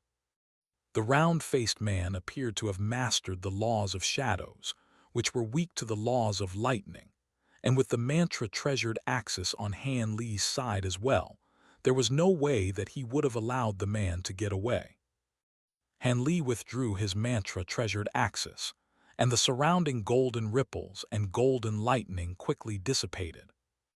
Who was that fellow Taoist Han? Was it a heavenly court spy? Could it be that they're already onto us? Lan Yan asked in a fearful manner. He most likely was a heavenly court spy, but rest assured, he won't be around to tell anyone about us, Han Li replied with a faint smile. He could tell that the round-faced man was a living cultivator, rather than something like a clone, and given how quickly he had killed the man, there should have been no time for him to transmit any information to anyone. However, as a safety precaution, they still had to leave this place right away. With that in mind, Han Li swept a sleeve through the air to summon the ink dragon flying boat, which flew away into the distance with himself and Lan Yan on board. Meanwhile, Immortal Lord Miao Fa was standing in a peaceful courtyard in Golden Void City, tending to a floral garden. Right at this moment, she was approached by a maidservant in a green dress who reported, "We've received news about Han Li, esteemed holy envoy. Is this piece of news worthy of my attention, or is it going to be a false alarm, just like all of the other times?" Immortal Lord Miao Fa asked as she brought a pink flower to her nose. "This piece of news was personally brought to us by a spy that was planted in the heavenly court, and he claims to have a recording of his battle against Han Li, so it should be a reliable lead. However, he insists on showing the recording only to you," the maidservant replied. "All right, get him to come and see me," Immortal Lord Miao Fa instructed as she tossed the pink flower away.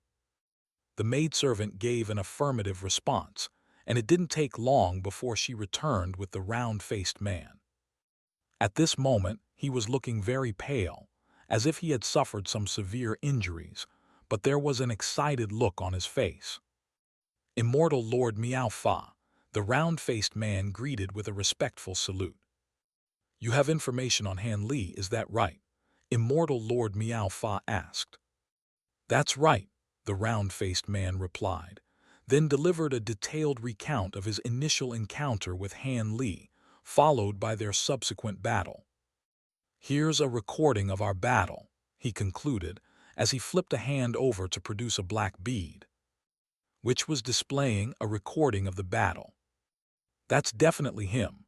His physical appearance is different, but I'm certain that's Han Li," Immortal Lord Miao Fa declared as her eyes lit up with excitement, and the round-faced man heaved an internal sigh of relief upon seeing this. He had paid a heavy price in order to verify Han Li's identity, and he was glad that the sacrifice had been worth it. "Where is he right now?" Immortal Lord Miao Fa asked. "I used a soul-splitting technique to keep an avatar here, while I pursued and fought him outside the city with my true body. He should be under the impression that he's managed to kill me before I could alert anyone, so he most likely won't have employed any extreme measures to try and get away. On top of that, only a few minutes have passed since the conclusion of our battle, so I'm sure you'll be able to track him down with your unmatched powers." The round-faced man replied as he pulled out a map of the area near Golden Void City, and there was a spot marked out on the map, denoting the site of his battle against Han Li. "You've done very well. Lu Xin, take him away for his reward," Immortal Lord Miao Fa instructed with a pleased expression. The round-faced man was ecstatic to hear this, and he thanked Immortal Lord Miao Fa before departing from the courtyard with the maidservant. Immediately following his departure, 2 more maidservants appeared beside Immortal Lord Miao Fa without any warning. It was a pair of identical twins, and a cold look flashed through the eyes of one of them as she asked, "Now that we've already learned Han Li's whereabouts, should we dispose of that man to ensure that no news gets out?" "There's no need for that, just keep him detained here for a few days. If it becomes known that we've been killing our informants rather than rewarding them, then no one would be willing to come to our 9 Origins Temple with information in the future," Immortal Lord Miao Fa replied. "Your foresight is truly unmatched, esteemed holy envoy," the maidservant replied. "There's no need to pay attention to these trivial matters. Right now, our top priority is to capture Han Li," Immortal Lord Miao Fa said as she swept a sleeve through the air, releasing a burst of blue light that swept up the pair of maidservants before she set off into the distance. Not far away from Immortal Lord Miao Fa's little courtyard was a restaurant, and seated in one of its booths was none other than the red-haired woman by the name of Kai Meng. There were around a dozen flagons on the table before her, most of which were already empty. "Looks like she's finally found him." A faint smile appeared on her face as she looked out the window at the streak of blue light racing through the air. The hook-nosed man from the Golden Pagoda was also standing in the booth, and he praised, "Your wisdom is truly unmatched, Mistress Kai Meng. Could it be that you had already guessed that Liang Fang was a 9 Origins Temple spy?" "I didn't know, but the Golden Origin Immortal region is the 9 Origins Temple's territory, so no matter how vigilant we are, infiltration from the 9 Origins Temple is all but inevitable. As opposed to worrying about something that I won't be able to prevent anyway, it's much better to keep a close eye on Miao Fa, and she'll eventually find Han Li for us," Kai Meng replied. "But won't that allow Miao Fa to seize the initiative? What if she manages to capture Han Li before we can get there?" the hook-nosed man asked in a concerned manner. "That's not a concern. Han Li was able to evade capture from the Heavenly Court for so long, and he even managed to destroy Chi Mozi's physical body, so he definitely won't be captured so easily," Kai Meng replied with an assured smile. The hook-nosed man was still rather concerned, but he didn't say anything further. "Miao Fa's already gone far enough. Let's go after her now," Kai Meng said as she swept a sleeve through the air, releasing a burst of red light to encompass both herself and the hook-nosed man before setting off after Immortal Lord Miao Fa. Ali. A golden lightning formation appeared in the air above a lush mountain range in the Golden Origin Immortal region, and the formation contained none other than Han Li and Lan Yan. After leaving Golden Void City, they had traveled using the Ink Dragon flying boat for some time, following which Han Li stowed the flying boat away, then concealed his own aura using the Myriad Acupoint Tranquility technique before traveling on foot for a while. Given his current physical constitution, traveling on foot wasn't much slower than traveling by flight. After that, Han Li had teleported close to 20 times in succession, using his lightning teleportation formation to reach this point. They were now an immeasurable distance away from Golden Void City, and he had done everything in his power to cover his tracks, so he was fairly confident that they were safe. From there, Han Li turned back to look in the direction of Golden Void City, with a contemplative look on his face.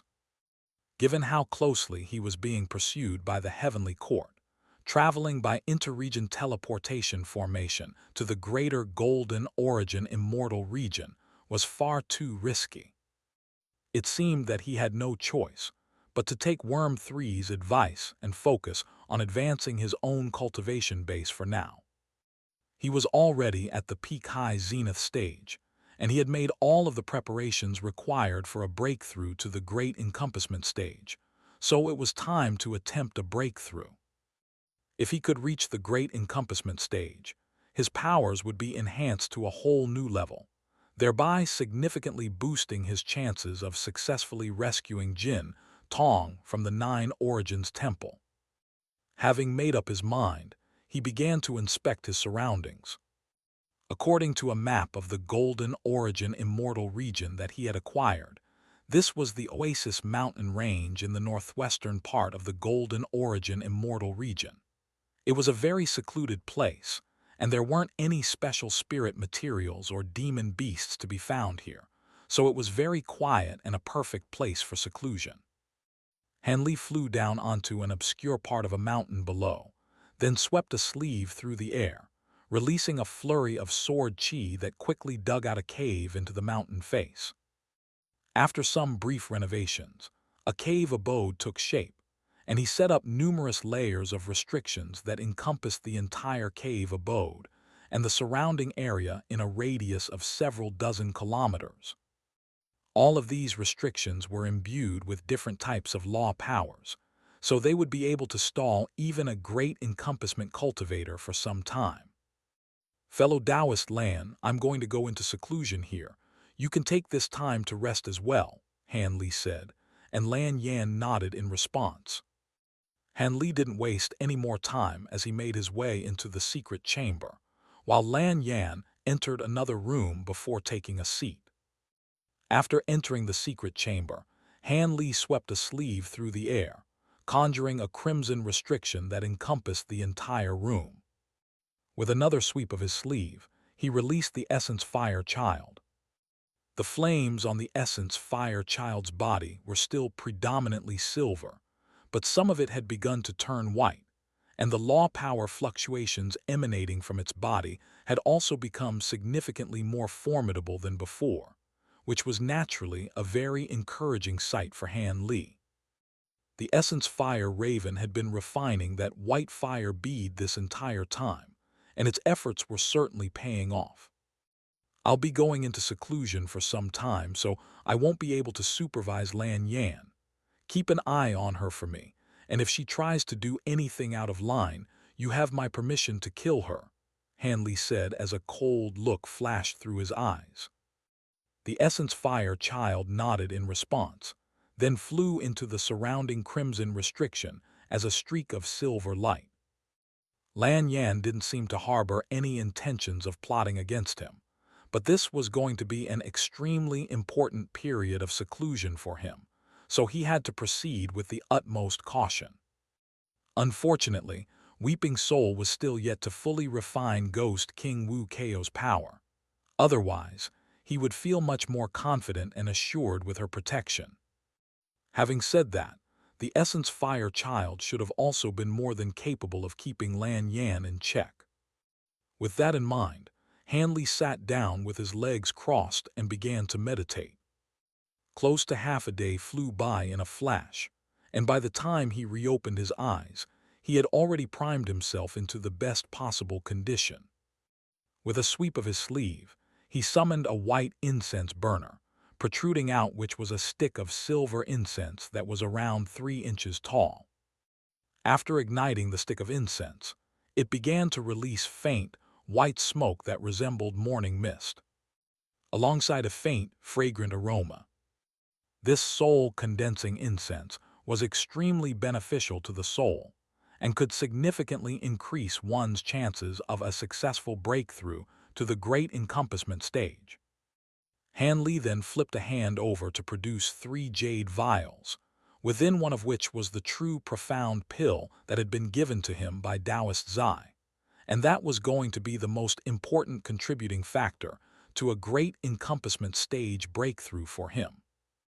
As for the other 2 vials, one of them contained a type of golden spirit liquid, while the other contained 3 green pills, and both of those things had been painstakingly acquired precisely for this breakthrough. First, Hanli picked up the jade vial that contained the golden spirit liquid, then tipped a few drops of it into his own mouth. A burst of radiant golden light instantly appeared over his body, while his time law powers began to churn like boiling water. His mantra-treasured axis, time-severing torch, clear time vial, eastern vicissitudes divine tree, and illusory dawn hourglass all appeared around him in succession, then began to rapidly revolve around his body. Hanli's eyes immediately lit up as he took one of the green pills from the other vial, then closed his eyes to channel the great 5 elemental illusion mantra. The true profound pill was something that was only to be taken at the very end, so it remained in its vial for now. Hanli closed his eyes, and the golden light radiating from his body became brighter and brighter, while a burst of tremendous time law power fluctuations swept through the air, causing the entire secret chamber to tremble and quiver. Inside another room in the cave abode, Lan Yan's eyes abruptly sprang open as she cast her gaze toward Hanli's secret chamber with a stunned expression. Meanwhile, above a certain swamp in the golden origin Immortal region, a streak of blue light flew onto the scene from afar, then drew to a halt above the swamp to reveal Immortal Lord Miao Fa and her 2 maidservants. Esteemed holy envoy, the trail of Hanli's spiritual chi fluctuations suddenly cuts off here, one of the maidservants said, and she was holding a translucent blue basin that reflected the surrounding area. Specks of green light were rising up from within the basin, and they stretched all the way to this precise spot from afar before abruptly vanishing here. Looks like he must have concealed his aura from this point onward, Immortal Lord Miao Fa mused as she raised an eyebrow.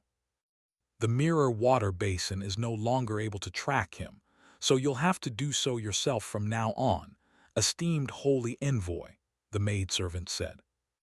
All right, you 2 can stand down, Immortal Lord Miao Fa said with a dismissive wave, then opened her mouth to release a ball of blue light. Numerous translucent, blue threads surfaced within the blue light, then converged toward a single spot, quickly forming a millstone-sized, vertical, blue eye that began scouring the surrounding area. Rings of blue light could be seen flashing within the vertical eye, presenting a profound sight to behold. Initially, Immortal Lord Miao Fa was brimming with confidence, but as she continued to inspect the surrounding area with the vertical eye, her confident expression quickly turned to disbelief. How is this possible? Even a mid-great encompassment cultivator like myself shouldn't be able to hide their tracks from my Water Emperor Divine Eye. How could Hanli possibly have such an advanced self-concealment technique up his sleeve? Of course, the reality was that Immortal Lord Miao Fa was overestimating Hanli. If he had continued to travel from this point using his immortal spiritual power, then no matter how he tried to conceal his spiritual power fluctuations, there was no way that he would have been able to cover his tracks.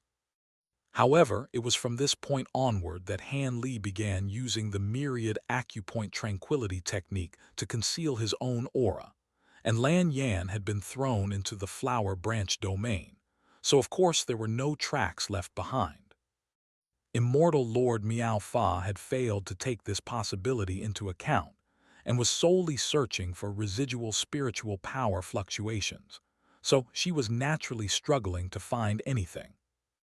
However, her Water Emperor Divine Eye was so powerful that she was ultimately able to find some residual spiritual power fluctuations left behind by some of the immortal treasures in Han Li's body, such as his azure bamboo cloud swarm swords.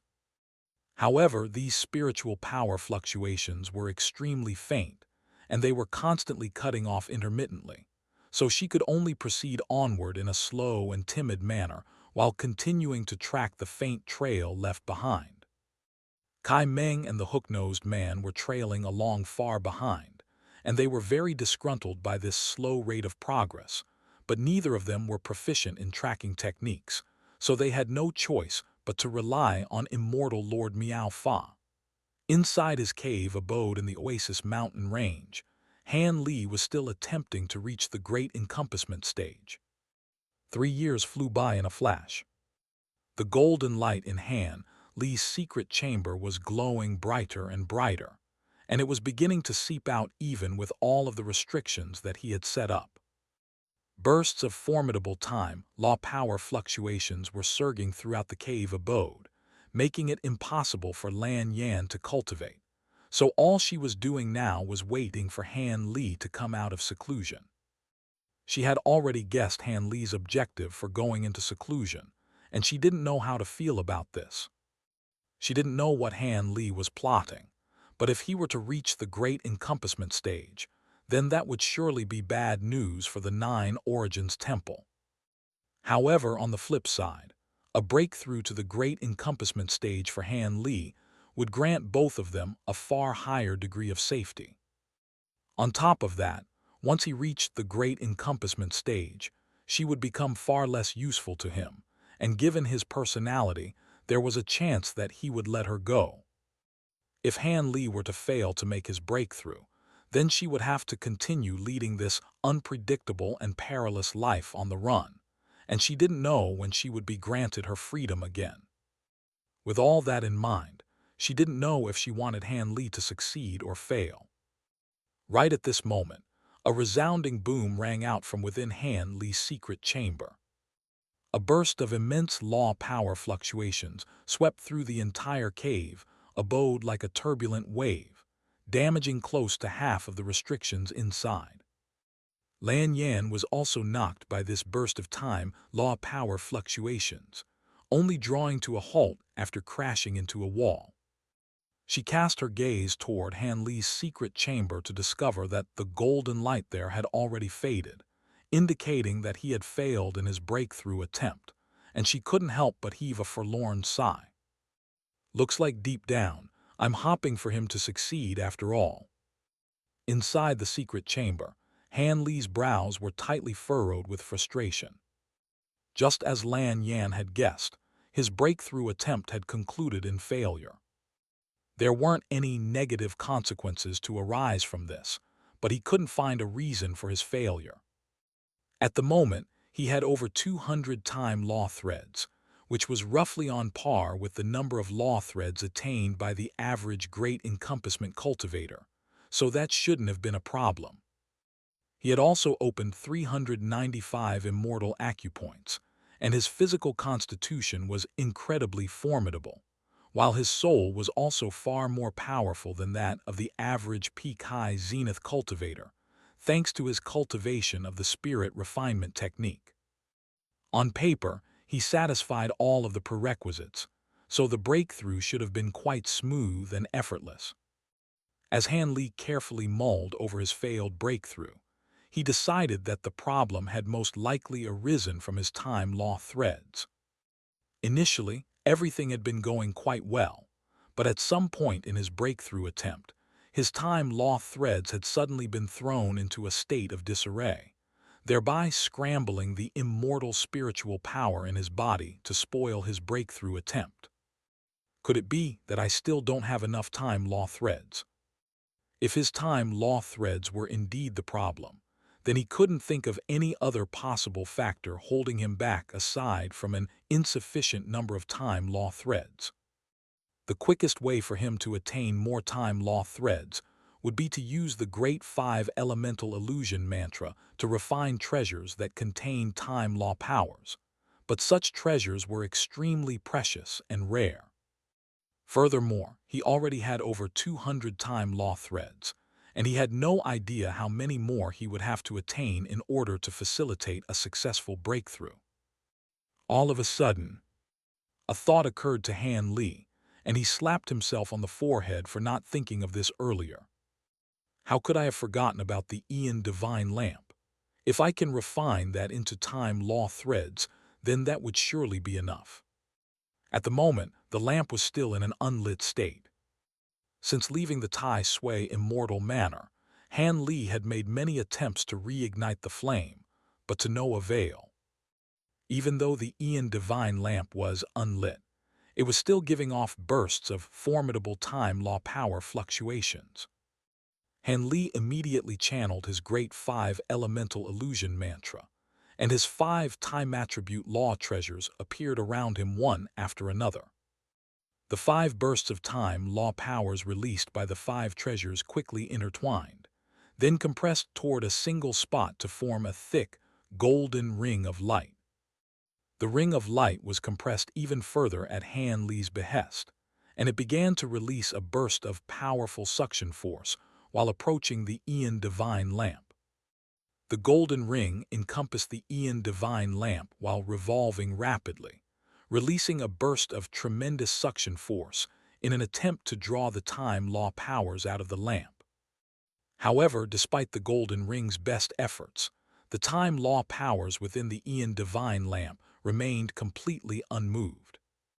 Could it be that the Ian Divine Lamp is an immortal treasure of too high a caliber to be refined?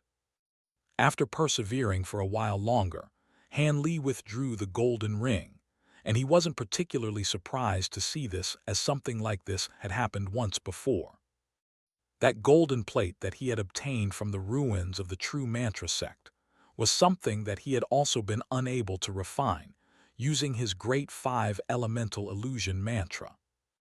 With that in mind, it seemed like the Ian Divine Lamp and the golden plate were treasures of a similar caliber. In fact, perhaps the golden plate was a treasure of an even higher caliber, as at the very least, Han Li was able to somewhat control the Ian Divine Lamp, while the golden plate was like an immovable object as far as he was concerned. A wry smile appeared on Han Li's face as he stowed the Ian Divine Lamp away. After a brief moment of contemplation, he pulled out a reincarnation palace mask, then released a mission, seeking to purchase time attribute immortal treasures. At this point, Han Li had already accumulated an astronomical sum of immortal origin stones, so this wasn't a problem for him. Aside from the reincarnation palace, he couldn't think of any other avenues that he could turn to for this cause, so all he could do was wait. After doing all of that, Han Li began channeling his great 5 elemental illusion mantra once again, trying to see if there had been any other problems resulting in his failed breakthrough. Close to half a year flew by in the blink of an eye. Inside the secret chamber, Han Li was seated with his legs crossed, and his entire body was enshrouded in a layer of golden light. Manifestations of his 5 time attribute law treasures were hovering in the air around him, and the entire secret chamber was rippling with time law power fluctuations. Right at this moment, Han Li's eyes suddenly sprang open in alarm, and the manifestations of his 5 time attribute law treasures vanished into his body, following which he also vanished from the spot. In the next instant, he had already arrived outside the secret chamber directly behind Lan Yan. Before she had a chance to react in surprise, Han Li grabbed onto her by the throat, and a string of golden runes wrapped itself around her body like a spirit snake, instantly immobilizing her. "My apologies, fellow Taoist Lan." As soon as Han Li's voice trailed off, a resounding boom rang out as the mountain that the cave abode was situated in exploded violently, exposing the entire cave abode to the light of day. Han Li looked up with one hand still locked firmly around Lan Yan's throat, and high up in the sky was a crystalline throne that was shaped like a lotus flower, seated atop which was none other than Immortal Lord Miao Fa. Her head was cocked to the side, and she was resting her cheek on her hand as she looked down at Han Li with a disdainful expression. Han Li's pupils instantly contracted slightly upon sensing her mid-great encompassment stage aura. Despite the fact that she was seated on her throne in a lackadaisical manner, Han Li was feeling more pressure from her than he did even from the likes of Chi Mozi. Behind her were the two identical twin maidservants, both of whom were at the early high zenith stage, and one of them was holding an ornate, embroidered umbrella, while the other was holding a peacock feather fan. I had thought that it must have taken a very remarkable man to have defeated both Shi Chan and Chi Mozi, but you're just a piece of cowardly scum who would stoop as low as to use a frail and defenseless woman as a shield. How disappointing, Immortal Lord Miao Fa scoffed. That's not exactly a fair statement, is it? Fellow Taoist Lan is far from a frail and defenseless woman. No matter how I tried to coerce her, she refused to submit to me and even attempted suicide on multiple occasions, so I was forced to plant restrictions upon her. While it's true that I'm using her as a shield now, what else am I supposed to do in the face of an assailant far more powerful than myself? Han Li asked in a resigned manner. Lan Yan knew that Han Li was lying in order to paint her in a positive light, and a hint of guilt and gratitude welled up in her heart upon hearing this. If she's incompetent enough to have been captured, then she deserves to die, Immortal Lord Miao Fa said as she took an expressionless glance at Lan Yan, and a layer of white frost instantly appeared over her face. Before long, her entire body had been encased in a layer of blue ice crystals.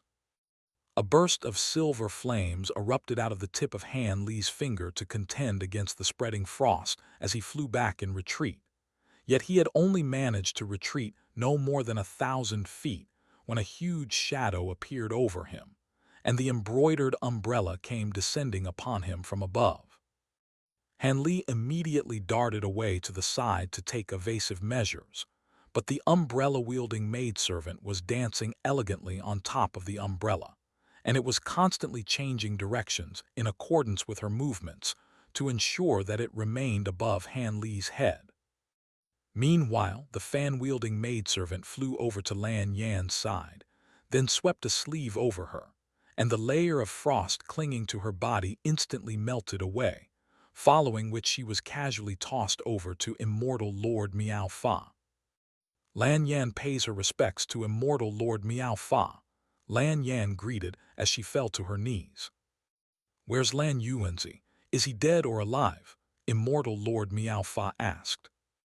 A grief-stricken look instantly appeared on Lan Yan's face at the mention of Lan Yuanzi. It was clear from Lan Yan's expression what had become of Lan Yuanzi, and Immortal Lord Miao Fa harumphed coldly. If it isn't for the fact that I'm on good terms with your master, you would already be dead right now. At least you have some backbone and didn't put our 9 Origins temple to shame. You can stand up now. Lan Yan immediately rose to her upon hearing this, then stood obediently behind the crystalline throne as she cast a concerned gaze toward Han Li. After tossing Lan Yan to Immortal Lord Miao Fa, the fan-wielding maidservant also set off in pursuit of Han Li, while sweeping her fan toward him to release gusts of fierce, azure wind. Han Li was already preoccupied with evading the umbrella, and as opposed to also trying to evade the gusts of oncoming wind, he flew directly into them while simultaneously channeling his reversal true axis ability, aiming to take advantage of the gusts of wind to help him flee the scene. It was very clear to him that he was no match for this woman, so he immediately attempted to flee without even trying to stand and fight. However, as soon as he came into contact with the gusts of azure wind, it was as if his entire body had suddenly become more buoyant, and not only was he not able to get away, he was sent drifting up involuntarily into the air. At the same time, the embroidered umbrella overhead descended from above, releasing a burst of powerful suction force that sucked him in a flash. As soon as he was sucked into the umbrella, a series of rune chains trailed down from above, firmly binding him to its shaft, immediately following which the umbrella closed itself around him.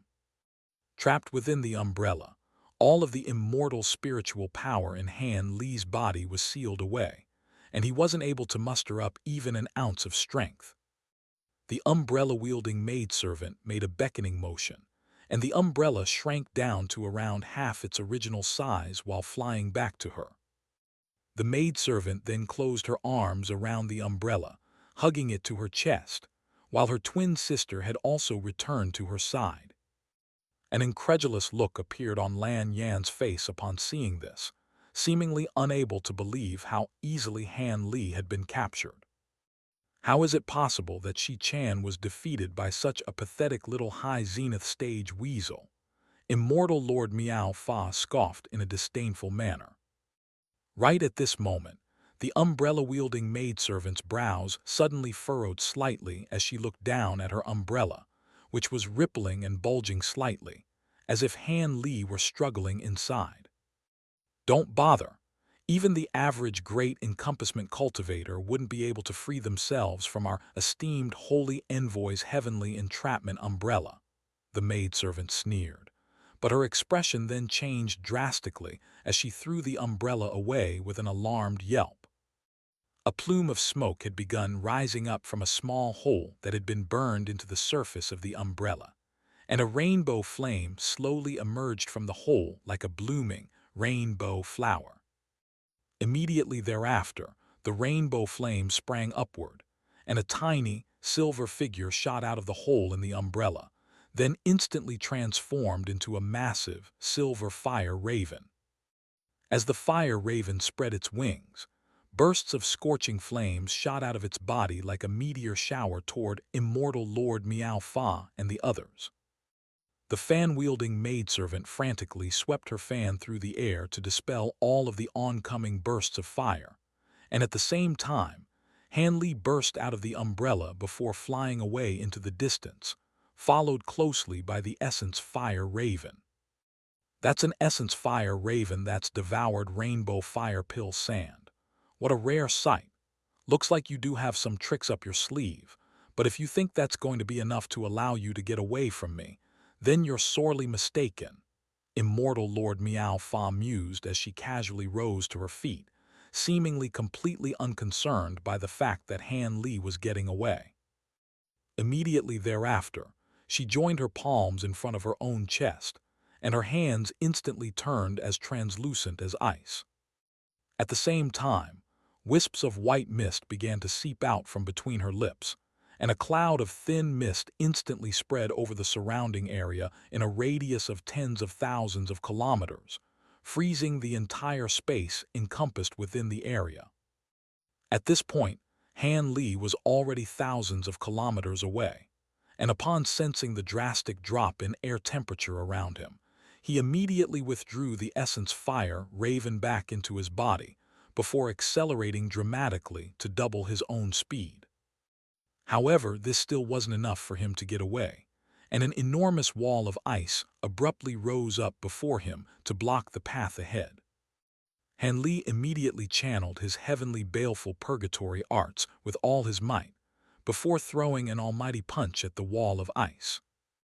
Scintillating, white starlight erupted out of his fist as it struck the wall of ice with a resounding boom, and the entire wall shuddered violently as it caved in to form a ring-shaped crater that spanned almost the entire surface area of the wall, but it was able to remain intact. Right as Han Li was about to throw another punch to break through the wall, a flurry of snowflakes suddenly began to drift through the air overhead, and Immortal Lord Miao Fa appeared atop the wall amid a flash of white light.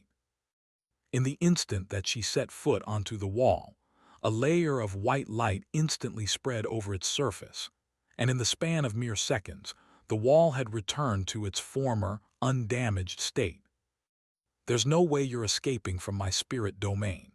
If you surrender now, you'll spare yourself from some punishment, Immortal Lord Miao Fa declared as she looked down at Han Li in a cold and arrogant manner. Han Li paid no heed to her as he flew back in retreat while channeling his reversal true axis ability, and at the same time, he began making a string of hand seals, preparing to conjure up a lightning teleportation formation. However, before the lightning formation was able to take shape, a huge hexagonal ice crystal appeared directly above him, and 6 rays of dazzling blue light came refracting out of it. The rays of light cascaded down from above, instantly forming 6 translucent white walls that created an encirclement around Han Li. The walls were giving off tremendous glacial chi that instantly snuffed out the lightning flashing over Han Li's body, and it was as if his connection with the world around him had been instantly severed. At the same time, a layer of silver light appeared over the 6 walls, transforming them into 6 silver mirrors, each of which bore a reflection of Han Li, but they were all displaying different expressions. There was one that was watching him with a cold expression, another one that was observing him with a faint smile, one that was looking elsewhere entirely with their arms crossed. Han Li hurriedly activated his infernal devilish eyes, upon which he discovered that there was no vitality to be gleaned in these reflections, indicating that they were nothing more than illusions. Assured by this discovery, Han Li hurriedly channeled his heavenly baleful purgatory arts with all his might, then threw a punch at one of the silver mirrors. However, as soon as he sprang into action, all 6 of the reflections did the same, converging toward him with their fists raised.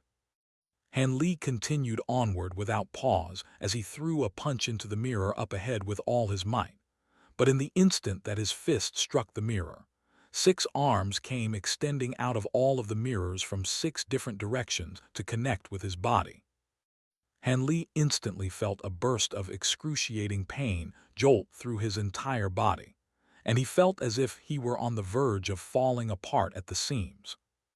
Furthermore, the glacial chi emanating from the silver mirrors was only becoming more and more formidable, and a layer of white frost had already appeared over his body, while his immortal spiritual power circulation had all but stagnated. With no time to waste, he channeled his heavenly baleful purgatory arts and true spirit bloodlines in unison, instantly transforming into a giant devilish deity with 3 heads and 6 arms. His 3 heads let loose a collective, thunderous roar as he spun around on the spot like a spinning top, while lashing out with his 6 fists in unison, directing one toward each of the 6 mirrors. 6 resounding booms rang out at once as a burst of tremendous power erupted from within the silver mirrors, causing them to shudder violently as a series of fine cracks appeared over their surfaces. Han Li was ecstatic to see this, and he was just about to lash out once again when a layer of blue light flashed over the mirrors, and all of them were instantly restored to their original condition. At the same time, 6 devilish deity reflections appeared in the mirrors before lashing out at Han Li in unison, and a string of loud thumps rang out in rapid succession as Han Li was struck by a ferocious barrage of punches. He felt as if all of the bones in his body were about to be snapped, and in particular, one of the fists had struck him on the back of the head, almost knocking him out cold.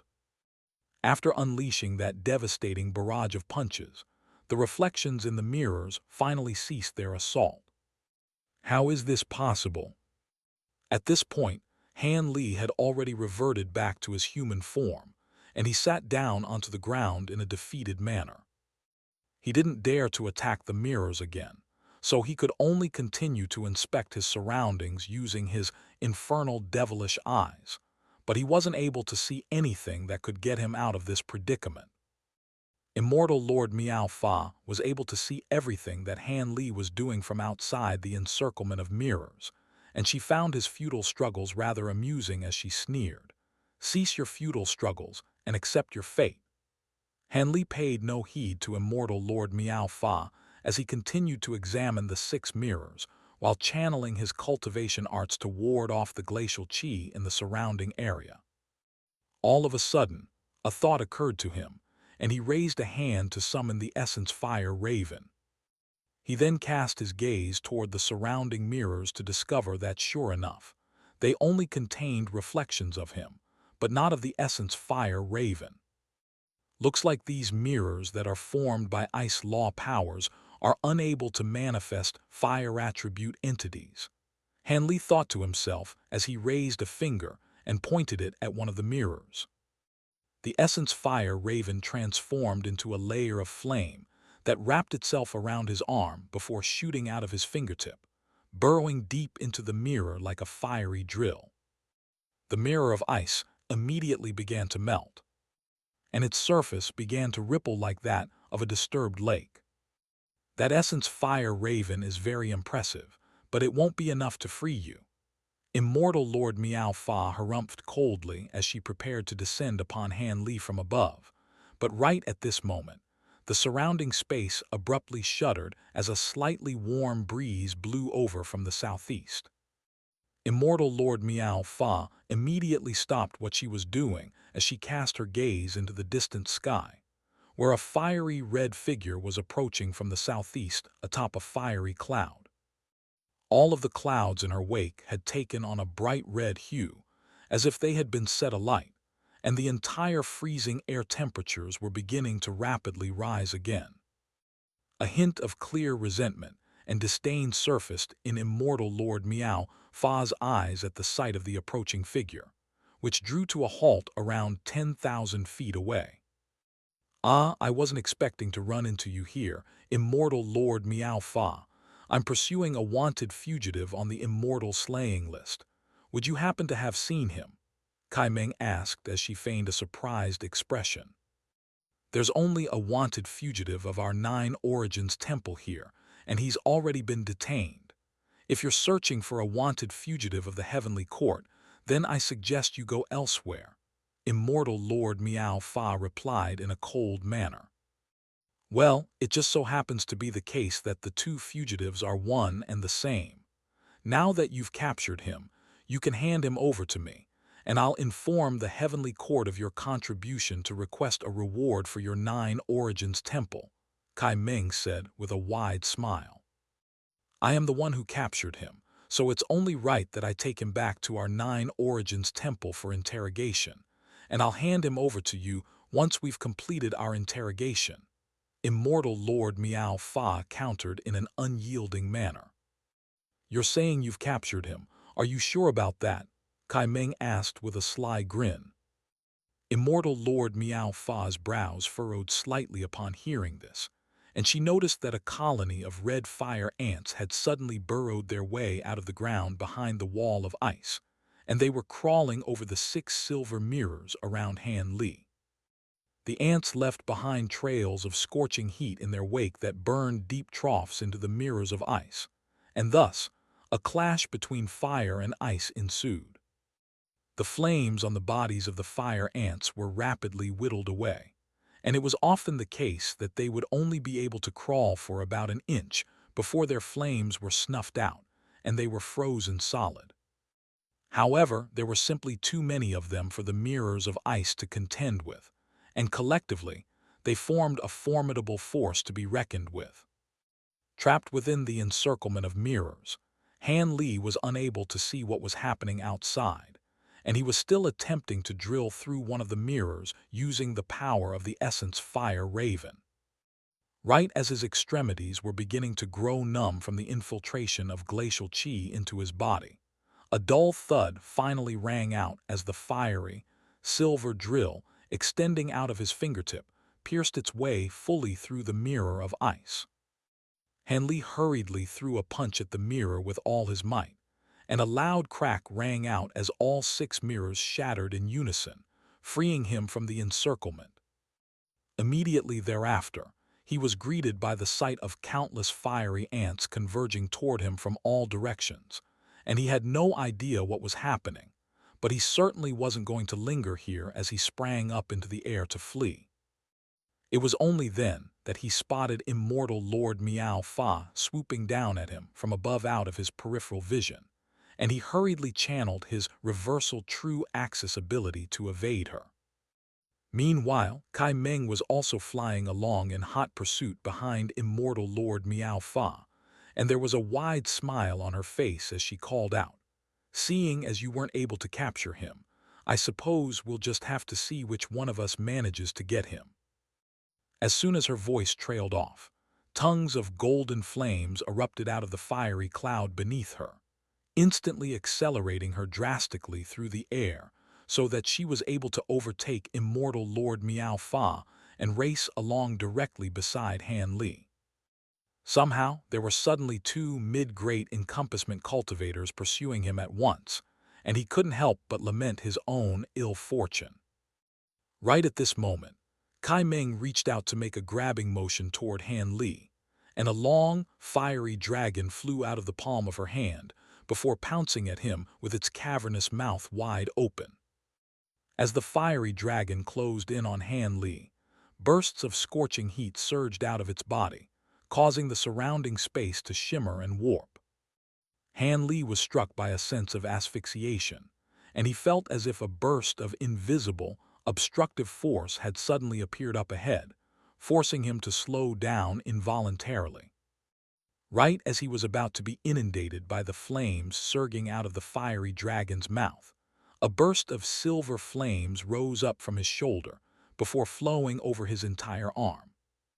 Immediately thereafter, Han Li swept a sleeve through the air, and a huge fire-raven head erupted out of his arm before biting down onto the fiery dragon's head. The fiery dragon was instantly decapitated, and its headless body recoiled, while its disembodied head began to struggle violently while clasped between the essence fire raven's beak, sending countless bursts of flame spraying in all directions. Han Li felt as if his entire arm had been set alight, and it was incredibly painful, but he could only grit his teeth and persevere. Kai Meng's eyes instantly lit up with elation as she exclaimed, "That's an essence fire raven that's devoured rainbow fire pill sand. I knew I made the right decision to come here." She immediately darted closer to Han Li as she spoke, and Han Li instantly felt as if his entire body had been plunged into a giant pot of bubbling oil, while his blood also began to churn violently through his veins as if it had been set alight. His skin turned bright red, while his eyes turned completely bloodshot, and all of a sudden, his previously stagnant, immortal spiritual power began circulating so quickly that he was barely able to contain it. "A young man like you should be reckless and hot-blooded. Come, let me warm you up even more," Kai Meng said with a wide smile as she made a hand seal, and Han Li instantly felt the surrounding air temperature rise by tenfold. At the same time, a ball of radiant, white light emerged from under him, and it contained a projection of a three-legged golden crow with its wings spread wide and scorching flames surging out of its body. Embroiled within the flames, Han Li was like a pill in a cauldron, unable to struggle free no matter how vigorously he struggled. Thankfully, the essence fire raven had formed a fiery, silver outer garment around his entire body. Otherwise, he would have already been close to ashes at this point. Even so, he was still in a state of excruciating pain from the unbearable heat. Right at this moment, a clear cry suddenly rang out, and a giant ice phoenix appeared out of thin air before flying toward him, sweeping up gusts of glacial wind as it flapped its wings to propel itself through the air. The ball of fiery, white light beneath Han Li immediately lashed out in retaliation, releasing a fiery tornado to clash against the ice phoenix. All of a sudden, a vast cloud of vapor appeared throughout the entire area in a radius of thousands of kilometers, severely impacting visibility while also drastically dropping the nearby air temperature. "It looks like your Nine Origins Temple insists on opposing our heavenly court, Immortal Lord Miao Fa," Kai Meng remarked in a cold voice. "I had already captured him, yet you broke the rules, so don't blame me for retaliating," Immortal Lord Miao Fa replied in an expressionless manner. "Fine, In that case, how about we have a battle right here and the winner gets to take him, while the loser goes back empty-handed? What do you say? Kai Ming proposed with a smile. I was about to propose the exact same thing, Immortal Lord Miao Fa replied. As the two of them were conversing with each other, the unrest in Han Li's body began to settle down, and much of the scorching heat in the air had abated thanks to the Ice Phoenix's timely arrival. Despite this, Han Li didn't dare to relax even for a single instant, and he knew that this was going to be his only chance to escape.